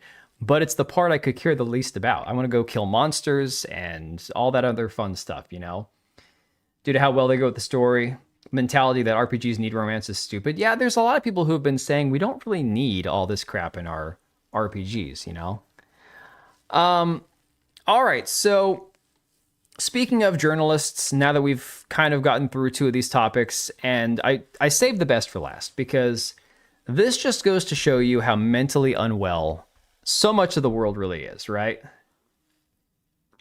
I didn't ride the Iron Bull Rodeo and Dragon Age Inquisition. I can't tell you who my characters hooked up with in Dragon Age, nor do I care. Like, legitimately do not care. I played the games so long ago. I only played them through one time each, and then I moved on with my life. The romance options in those games made zero impact on me whatsoever. But no, again, you can't hate journalists enough. And so Kotaku today, or was this yesterday? This was yesterday. I saved this for today. Oh man, I thought I was going to cover this yesterday, but I didn't end up streaming. RPGs have always had the option for gay romance, but that's a created character, not canon. Exactly, Cage. Like I said, if they wanted to say, like, look, you're Henry, you're straight, but hey, there's this guy in the tavern who's a little loose, and you can try to hook up with him, see what happens. I'd still be like, why? But at least it would make sense. Like, okay, it's not Henry and Hans. It's not two guys who have been buddies forever. It's not two straight best friends who randomly decide, hey, I'll show you mine if you show me yours, It's just cringe. It's awful. So yesterday, saw this headline, this little clip here from Kotaku. It says, Wolfenstein 3 needs to punch Nazis even harder. Now, crazy part about this is this article has nothing to do with the game. Has nothing to do with Nazis, as I'm sure a lot of you guys probably could have figured out already. If you go to the actual article, it says, for Wolfenstein 3 to be good, it needs to punch Nazis even harder. The sequel could arrive in the twilight of a second Trump presidency. I always created a Lilith lesbian, my choice. And the funny thing is, if you go back to the Twitter post on it, I put this meme, Everyone I Don't Like is Hitler, the emotional child's guide to political discussion. I have so many replies to this that people are like, oh yeah, if you don't like if Nazis getting punched, then clearly you're a Nazi. And then everyone's like, whoa, where did they mention Trump? I'm like, you guys clearly didn't read the article. It's literally right here in the second sentence, right? Inquisition actually introduced a trans character. Incredibly ironic since Trump is extremely pro-Israel. You just read my mind right there, Remy. That was something I actually said to my wife earlier when I was talking to her about this article. I'm like, okay, so the the evil fascist Nazi Hitler reincarnated into Trump is always bragging about how he's like Israel's strongest ally, the nation full of Jews. I find it very fascinating. Okay. So this is from Moses Taveras. Now, the funny thing about Moses Taveras is I haven't read much of his articles in a while, but I recall this person, I want to say he's written articles, he or she or they or it or whatever this freak is, supporting Sweet Baby Inc. and kind of parodying the Alyssa Mercante talking points, right? They completely killed the idea of the Kunari, what you were born as and can't change just for the sake of inclusivity.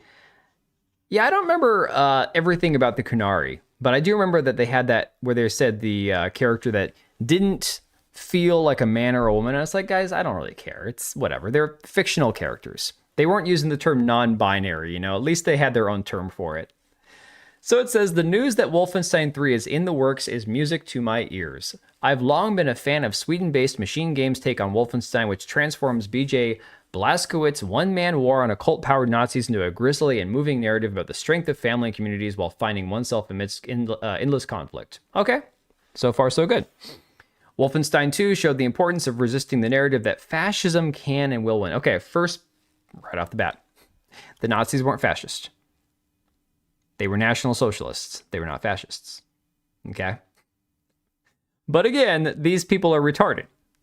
If I have one concrete hope for a potential sequel, it's that it doesn't ease up on the gas. Oh my, I can wonder why. The first of these games, Wolfenstein: The New Order, is really good, as is its prequel, The Old Blood.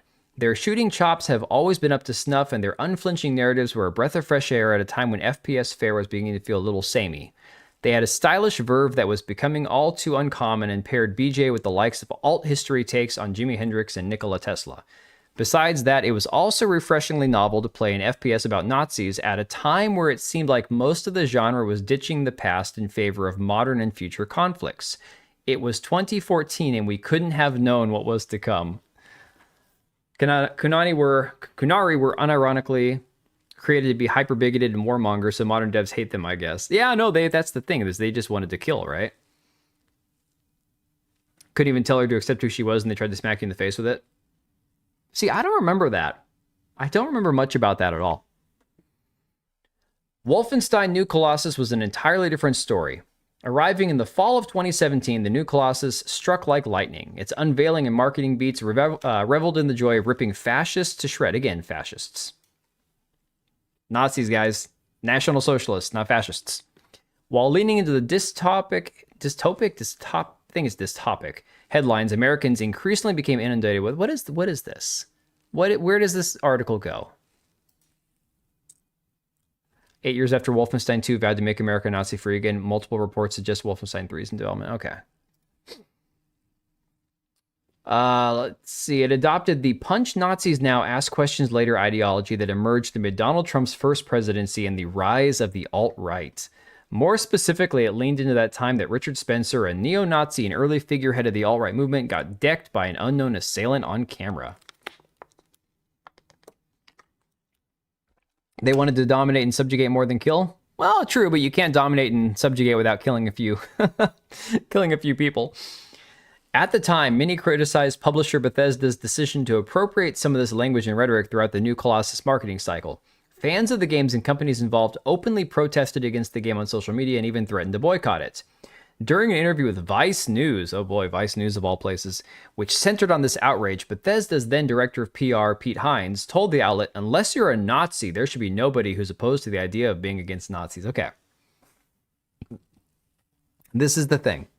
This is once again the thing. This is the most disingenuous bullshit gaslighting you'll ever see in your life. These are the same people who want to tell you Charlie Kirk was a Nazi, punch a Nazi. Well, he may not have deserved to be killed, but he was an evil, awful bigot and basically a Nazi. So again, punch a Nazi. And then they go, well, why are you offended when they say punch a Nazi? Because you're calling me a Nazi. That's why. It's like, these guys have no understanding. This is that thing where they talk about how, Machine Games Wolfenstein are great, except Youngbloods. We don't talk about Youngbloods. I've never played them. I don't care. The series looked cool. A couple times I almost considered picking them up, but at this time I was like balls deep in playing Halo all the time. Between Guild Wars and Halo, those were my online games I played. Millennial Woes tweet moments. Yeah. Says, when told that the game's aggressive marketing tone might be poking the Hornet's Nest, Hines even doubled down saying, maybe a little bit, but the Hornet's Nest is full of Nazis, so F those guys. I'll poke a Nazi's Hornet's Nest. Again, call people who aren't Nazis all the time. Then you start justifying violence against so-called Nazis. Violence happens against people who've been called Nazis. You denounce the violence, but then you say, well, but they were basically a Nazi, so I'm not going to cry over it, right? It's the same gameplay we've seen time and time again. New Colossus narrative was as brazen as its marketing campaign and bold in a few ways that games have managed since, focusing on a Nazi-occupied America and how BJ and his allies, the Kreisau Circle, begin fomenting rebellion at home. It is filled with sights that are still hard to shake. Still hard to shake. It's a video game. Oh my god. Does this guy not know that this is fiction? Like KKK members in full Klan garb chumming it up with Nazi shock troopers on the streets of Roswell, New Mexico. And it's filled with characters and pulse-pounding dialogue exchanges that interrogate whether America has ever really been the virtuous home of freedom its most patriotic defendants claim it to be. After all, America under Nazi rule in the New Colossus looks a lot like America always has. Maybe the root of evil wasn't abroad all along. Maybe it's been in us this whole time, and maybe we never really stamped it out because the blood and cruelty which it produces has always greased the wheels of this damnable infernal machine. Now, I'm going to stop here for a second and point out this article then links to another Kotaku article written by, you can probably guess, Alyssa Mercante back in December. No Games for Genocide wants you to boycott Xbox. A collective of video game workers, journalists, and union organizers recently announced a pledge to boycott Xbox for Palestine. Yeah. No surprise there. Yet BJ and his allies fight like hell to dismantle it. They take on impossible odds, which manifest in the new Colossus difficulty spikes and often brutal gauntlets and level design. BJ himself even takes a detour into his past and confronts the earliest source of evil in his life, his racist, abusive father, Rip. And you know what he does? He exorcises his demons. It is cathartic to be in BJ's shoes at the crucial moment when he takes back his life from Rip, who dies at the hands of his own son in defense of an America that, in his own words, has become a white man's world now. And it's cathartic to take that rage and rip into Nazis for several more hours afterwards. This guy needs help. My lady friend's a bi, half native, liberal Canadian. I almost broke it off because when Kurt got killed, she said, F that guy. Yeah. You know, to be fair, guys, the people that are saying, you know, making memes and jokes about the stupid ICE protester chick that got herself shot in the face, I don't feel sorry for her. I also don't think it was based and awesome that she got shot in the face. I think she did something stupid and put herself in a bad situation, and that's the extent of it. It's like, there are ways to look at situations and not glorify or celebrate somebody getting killed, even if you don't care that they get killed. But, you know, the majority of people when Charlie Kirk died were calling it, you know, amazing or basically saying that he deserved it because he's pro-gun, and it's like, yeah, these people are insane. Wolfenstein New Colossus could not have had more perfectly matched the moment it emerged into. Its European developers definitely seemed like they were tuned into the national conversation overseas and the growing political divide in America, but I don't believe any of them would go so far as to say they predicted the exact descent into fascism which the game's development and release would parallel. Wolfenstein 3, however, could be an entirely different story. Even if Wolfenstein 3 is only in the earliest stages of production right now, it could still arrive near the end of Trump. Again, Trump. The second time in this article he's mentioned Trump's presidency. And Lord knows, first off, capitalize the L in Lord, you piece of shit. Knows the material that Machine Games has to work with nowadays. That loser notion that Rip died defending, well, that seems like the primary ambition of the current U.S. administration, which continues to stoke fires both abroad and at home in pursuit of this goal. Look no further than the way that the administration has continually sicked ICE, the president's own secret police at this point, on American citizens in a manufactured war on immigrants, rounded people up into camps, and even claimed the lives of innocents, as many saw with the murder of Renee Nicole Good in Minneapolis on January 7th. So all of this, guys, comes back full circle to, we need Wolfenstein game because I need to kill and punch Nazis in a video game so I don't do it in real life. They do know that game developers are moving away from woke ideology. I mean, Patrick, who even knows at this point? There are still so many of them in the games industry that think this way. The games that are geared towards pandering to audiences are going to slow down. The developers who are woke are still going to be woke. Do they know what secret means? I want to know something. They call it a manufactured war on immigrants. If you're a legal immigrant in this country and you're at no risk of being deported, wouldn't you be pissed off like being lumped into the category of people who are not here legally? People that may or may not be breaking the law? Found the women annoying, but I do think the shooting was unwarranted, even though likely legal. And given the law of the land, she put herself in a... Yeah, Oblivion, here's the thing. I've said this, and I did a video on it finally today after a lot of the information and body cam footage came out. And I'm like, here's the thing. Two things can be true. He might have not needed to do it, and he might have felt like fearful for his life, and it might be justified and it might not. If there's an investigation into it and a jury of his peers and a judge want to say whether he was guilty or not, I don't care. I truly don't care what the result is of the ICE officer who shot the chick. Does it look like it could have been unwarranted? That's up to interpretation. I don't care. What I do care about is that woman was stupid enough, even though she has 3 kids, to put herself in that situation because people are so damn brainwashed that they think my life isn't worth living because I need to go protest something which isn't affecting me. Yeah, Patriot, I don't feel like sorrow for her. I mean, as a human being, I don't want to see anybody get shot in the face. Even people who are bad guys, even like other people that probably deserve it.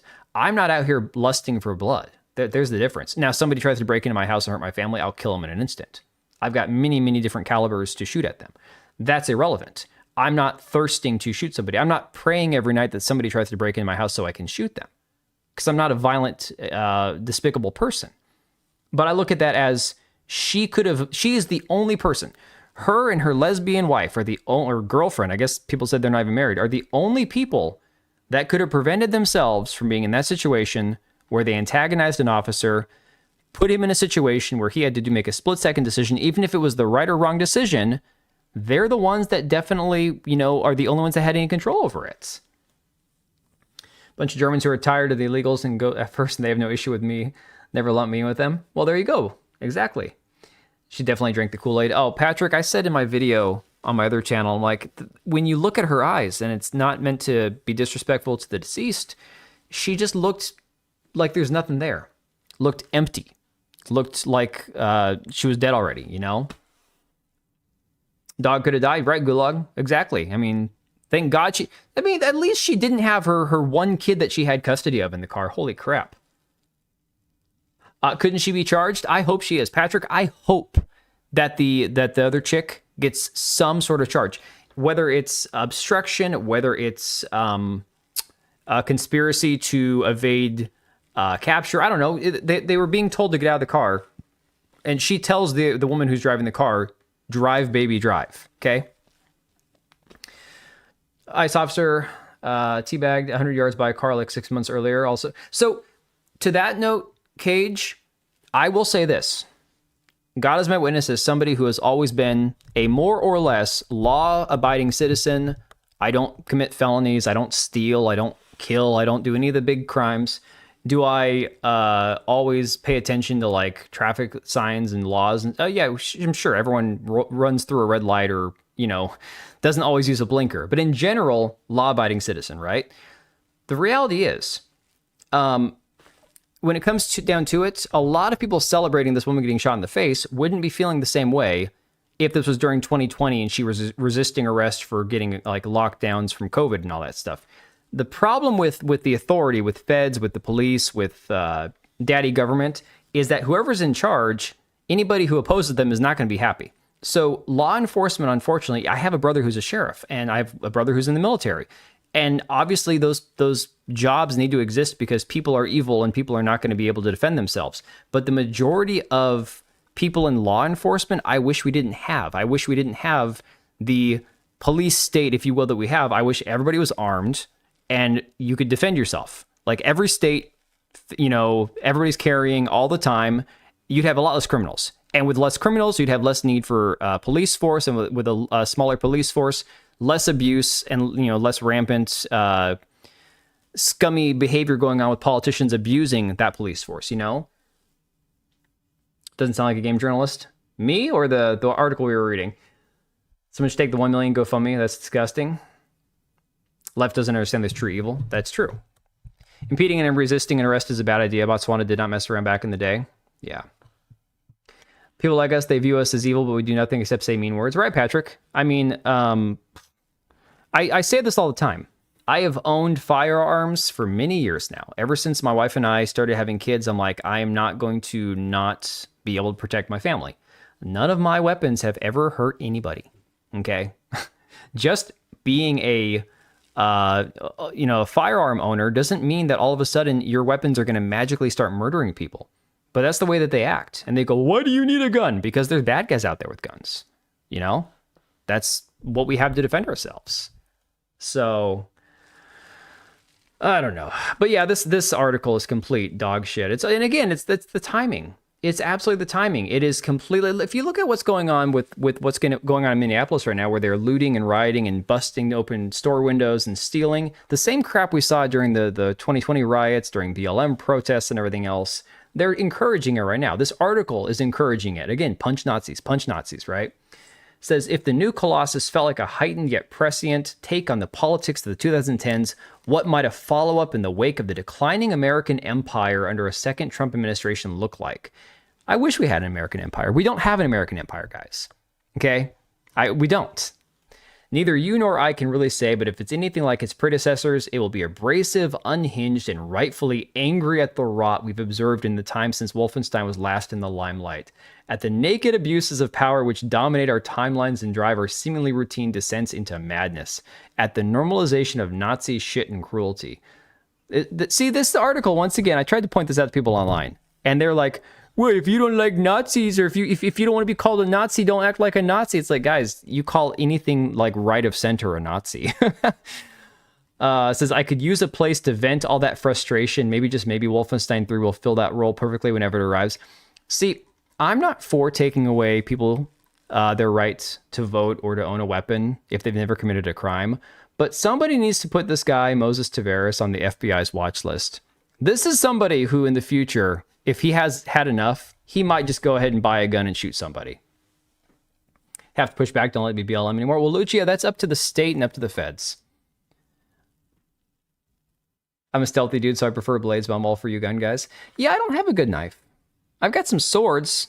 One that you could actually hurt somebody with, but again, I'm not sure about using that. I'd much rather just pull out my 20 gauge or a couple rifles or something. It's funny, they might not have that much to buy because it's US aid, it's gone. I saw that they were cutting the Department of Agriculture funding to Minnesota, apparently. That's the crazy part. Oh, I mean, looting and rioting? No, I saw that they were breaking into stores and shit. But this is the kind of unhinged crap that people don't understand why everyone's sick of it. Okay, so this article comes out, right? And there's a lot of posts on Twitter, a lot of people going, okay, so for example, in Kotaku's post here, you see the usual suspects, me posting the meme, Smash JT saying Kotaku forgot its Spurgout pills again, meme bastard asking why. This one right here, let me refresh this. Let me refresh. Okay. This post right here says murder more Nazis with 3.7 thousand likes. Now, again, this isn't somebody, I don't know if this is a leftist, a commie, somebody who just doesn't care, who just wants to kill Nazis in a video game. Again, it's a video game, you can do whatever you want to in it. But this idea that these guys are getting some sort of cathartic experience by killing Nazis in a video game because they hate anybody they disagree with politically is nuts. This post right here, you have Culture Crave shared this and said Wolfenstein 3 is reportedly in the works. This person who only has like 500 followers on Twitter said no better time than now to release a Nazi killing simulator. Okay. This post is now up to 2.2 million views, 214,000 likes. They're not talking about video games, guys. They're not talking about video games. Bots? Maybe it's bots. I don't know. They're talking about people. When they say Nazi killing simulator, they're not saying kill Nazis in a game because I like killing Nazis in a game. They're saying I kill Nazis in a game because I want to kill people I disagree with in real life. That's why they do it. And we wonder why political violence continues to escalate year after year, right? It's like, it's no wonder. These people are fucking insane. Like, these are all... The funny thing is, what I've noticed too, the biggest response to my meme that I posted are people that probably look like this in real life. It's people that are cat boys, pronouns in the bio, children, like 15, 16 years old who shouldn't even be on Twitter. People who are like, well, why is killing Nazis bad? And I'm like, you didn't even read the article, did you? It has nothing to do with Nazis and everything to do with Trump. It's hilarious. They actually researched American history that the left made Hitler Person of the Year of Times magazines. I think I remember something about that. And the crazy thing is, a lot of people like to do Hitler was the good guy, Hitler was the bad guy, Hitler was the great leader, Hitler was the worst thing ever. And I look at Hitler and say Hitler's biggest failing is not the things that he's known for as like being this evil guy who exterminated millions of Jews. Hitler's biggest failing, in my personal opinion, as a leader, if he truly cared about like the Aryan race and preserving his heritage, was invading Poland and starting a war that caused tens of millions of collective deaths, which then led to the rise of communism, which led to hundreds of millions of deaths. It's like, there's plenty to point like the finger at and blame, but these guys simply... You like vanilla Oreos, you're a Nazi? Vanilla Oreos sounds disgusting, to be honest. I would caution linking video game violence to real life violence, but Charlie Kirk happened. Gulag, I'm not talking about the video game to real life violence. See, that's my point. These people aren't talking about video games. That's the difference. They're talking about, I want to kill people in a video game and imagine I'm killing somebody in real life. That's what it is. These are mentally ill people. These are the people who eventually snap anyways. The video game's not to blame. They think the video game is going to give them the cathartic experience they're looking for, and because they're all mentally ill freaks, it's not enough. It's not enough. They're eventually going to do shit like Charlie Kirk. If anybody tried to blame, and I think it was, wasn't Geraldo Rivera, wasn't Ben Shapiro, it was another one of these retards that tried to blame the Charlie Kirk shooting on video games. I can't remember who it was. And I'm like, shut up. Just please stop. Or maybe it was the Butler assassination attempt on Trump. If we think woke was bad before he got in charge of Germany, they were dealing with 10 times worth of stuff. Yeah.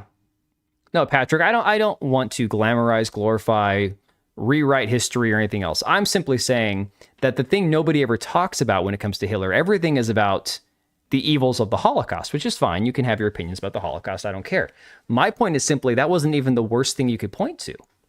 Starting a war that resulted in the deaths of tens of millions of people, and which it basically fed into the rise of communism, which killed even more people, is crazy, you know? Both had someone tying into the games? Yeah. Quote, Scream movies don't make people serial killers. Movies just make serial killers more creative. RFK, thank you. It was RFK. God. Yeah. So they don't play video games to escape like the rest of us? I mean, when you're mentally ill, you might think that you can use things to escape like a normal, healthy individual will. But see, I don't know. I don't look at video games as a purely cathartic thing that some people might treat it as.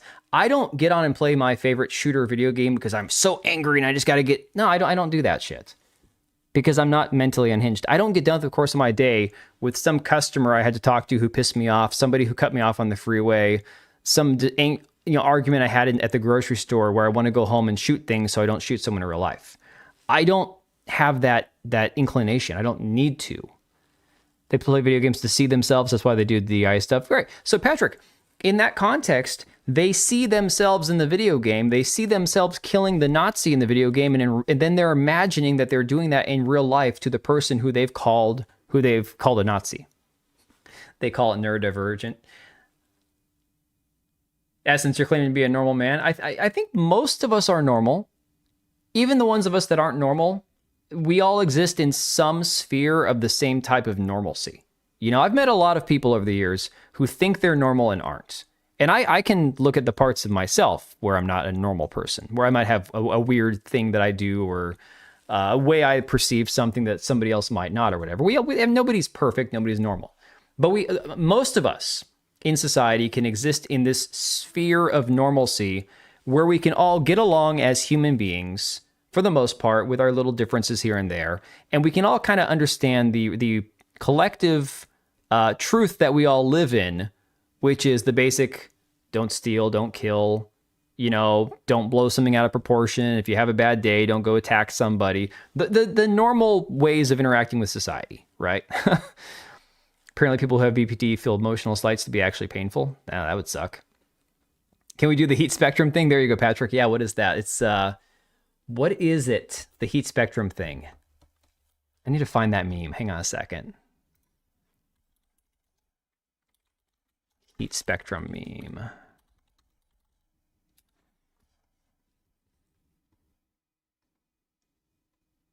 It's a right wing versus left wing, right?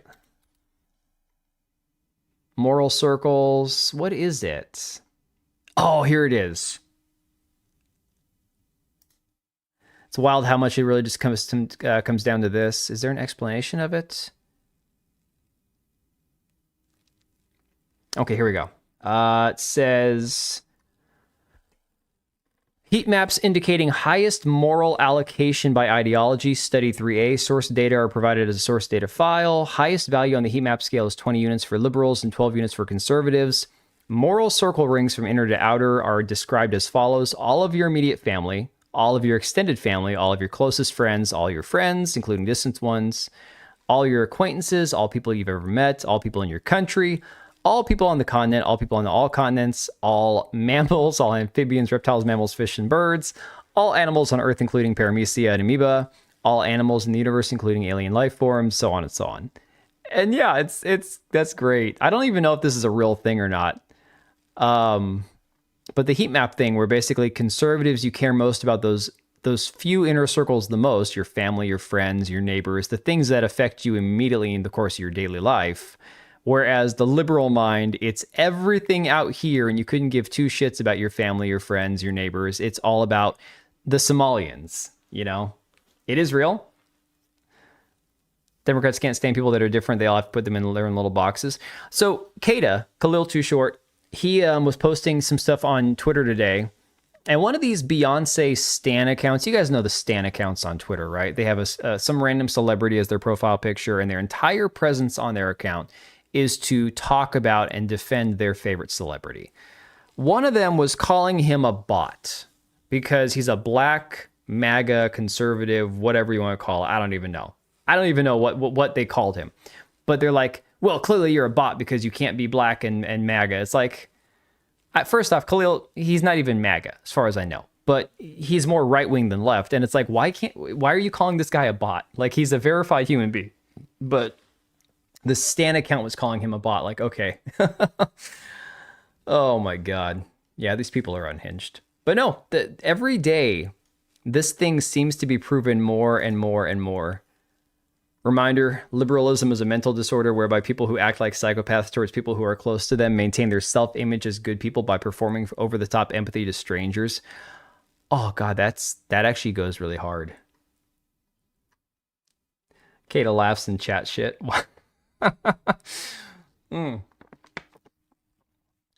This is say the most inclusive, but they put stereotypes on people automatically. Right. Well, I can't tell you how many times I have seen people call Kata all sorts of derogatory slurs and insults on Twitter. And these are the people who are supposed to be liberal, progressive, left-wing, inclusive and diverse people. And they're constantly calling him like a coon and the Uncle Tom and all this other stuff. Say tweet on the BR side of Twitter being the same. Now this is funny. I didn't realize that this was an actual thing.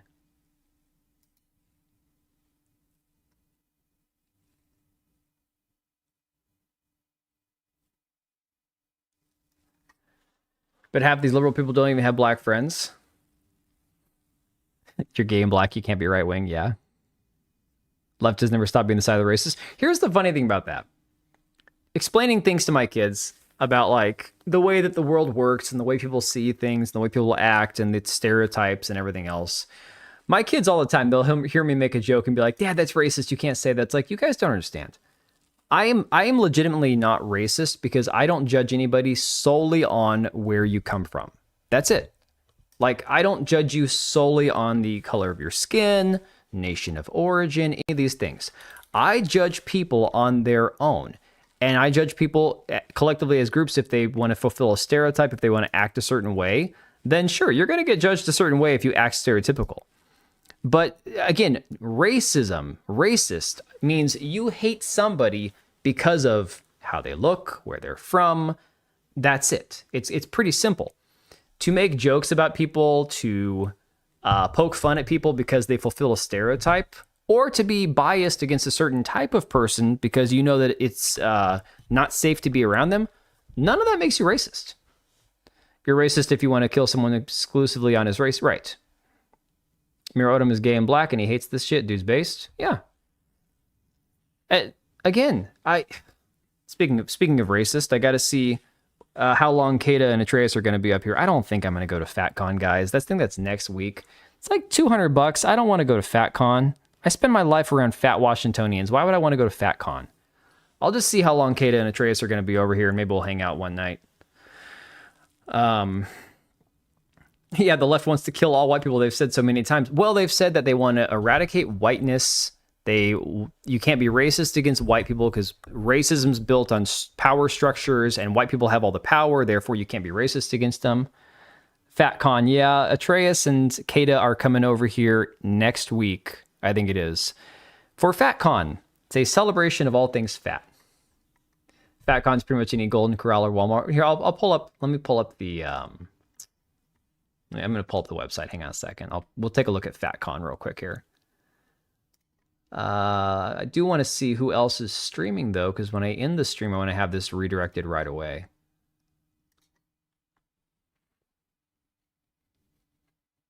Okay, cool. I will just set it to go over to Leon. I know he'll be up late. All right, let's find FatCon. Hang on a second.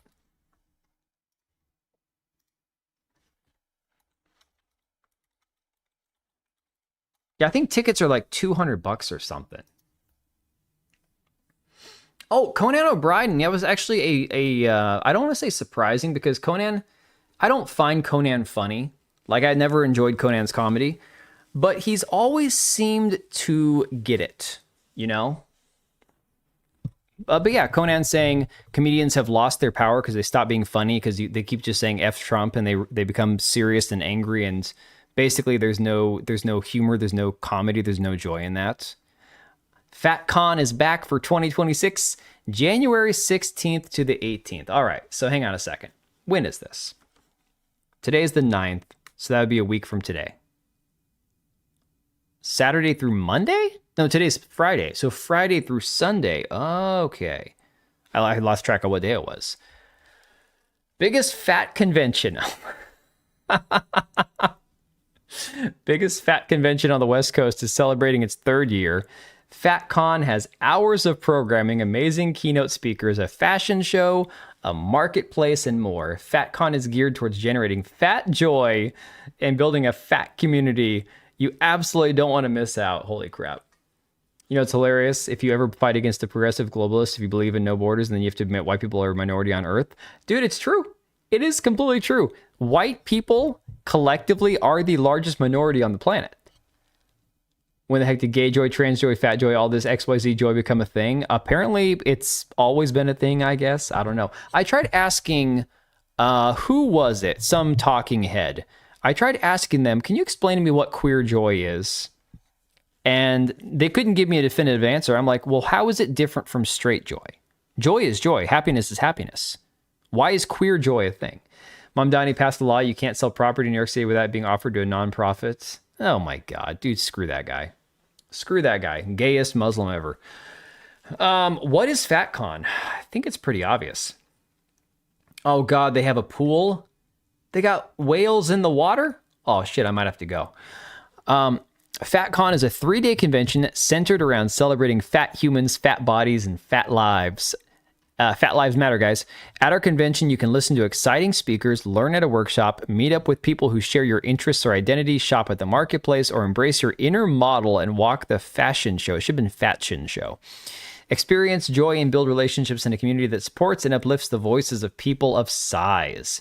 Our mission to improve the lives of fat humans through art, health, public policy, and community outreach by improving visibility and uplifting the voices of people of size.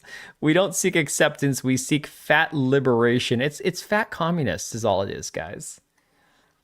Joy is good, you don't want to be against good thing. Yeah.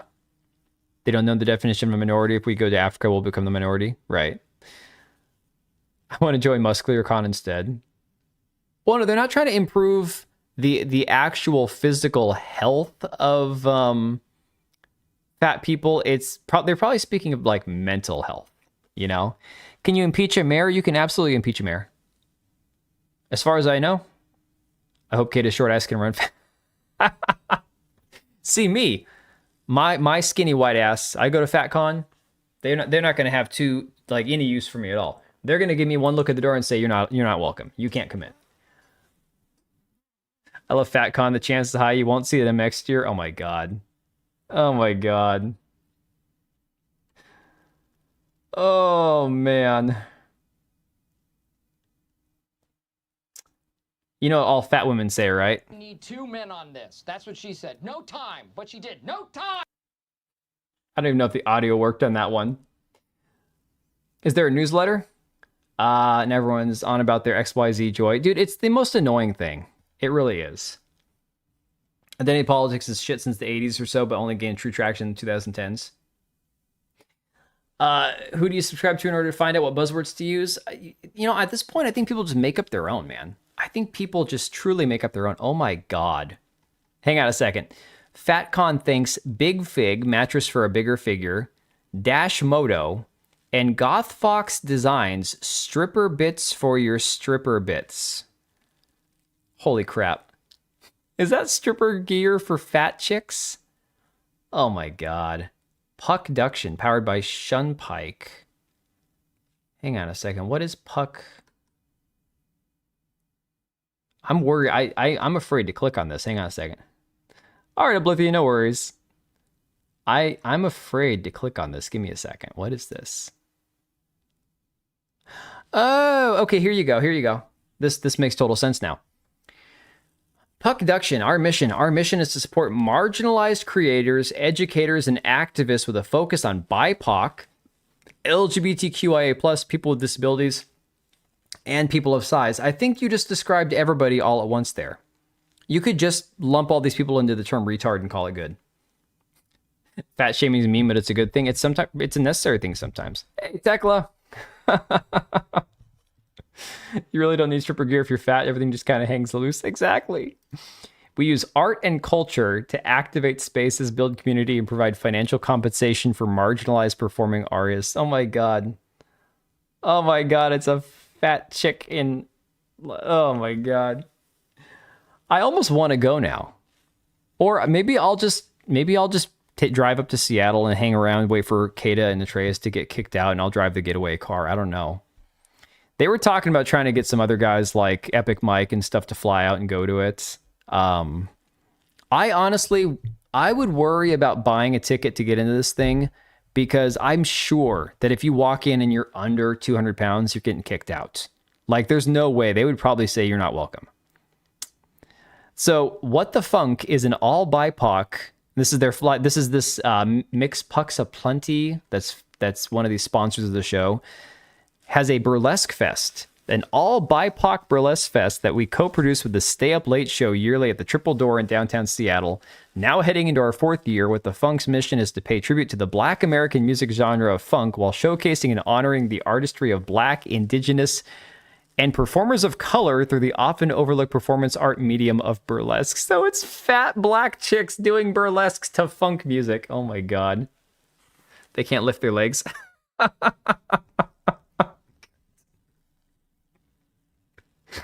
Oh my God, that's good. Don't the fat folds cover up the naughty bits anyways? I mean, you would think they would.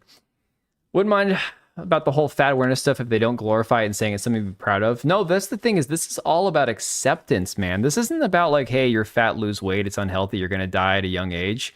This is, oh my God. Oh my god, our newest festival sold out in 2023. It's the Fatlesk Fest Northwest. We'll be coming back January 4th through 6th, 2024. Fatlesk Fest Northwest is on a mission to disrupt perceptions surrounding burlesque while providing an art, culture, and entertainment. Why do you never see like fat chicks doing ice skating? You want to change perceptions of something? I want to see fat chicks doing ice skating. That's what I want. Wait. Our Puckduction partners empower physiotherapy. We provide comprehensive orthopedic and pelvic floor physical therapy through a holistic lens and specialize in working with strength athletes and the LGBTQ community. What? Okay, a little bit of lore time for you guys, all right? I went to a pelvic floor physical therapist. I went to a pelvic health therapist who was a specialist in this, okay? The reason for that was years ago after I injured my back doing deadlifts at the gym. Chiropractic work helped, but it didn't fix anything. Short of having back surgery, my back is never getting better, right? But the physical therapist that I was recommended to a couple of years after doing chiropractic work was a pelvic floor therapist. The reason for this being I'd lift things I'd feel like I'd have to pee. Well, guess what? Nerves, your back, your spine, your pelvical health, that's all kind of connected, right? There's a lot of shit going on all together in there.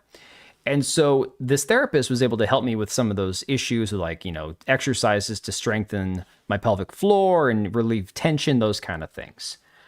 Why they specialize in working with strength athletes and the LGBTQ community when they are a physiotherapist, I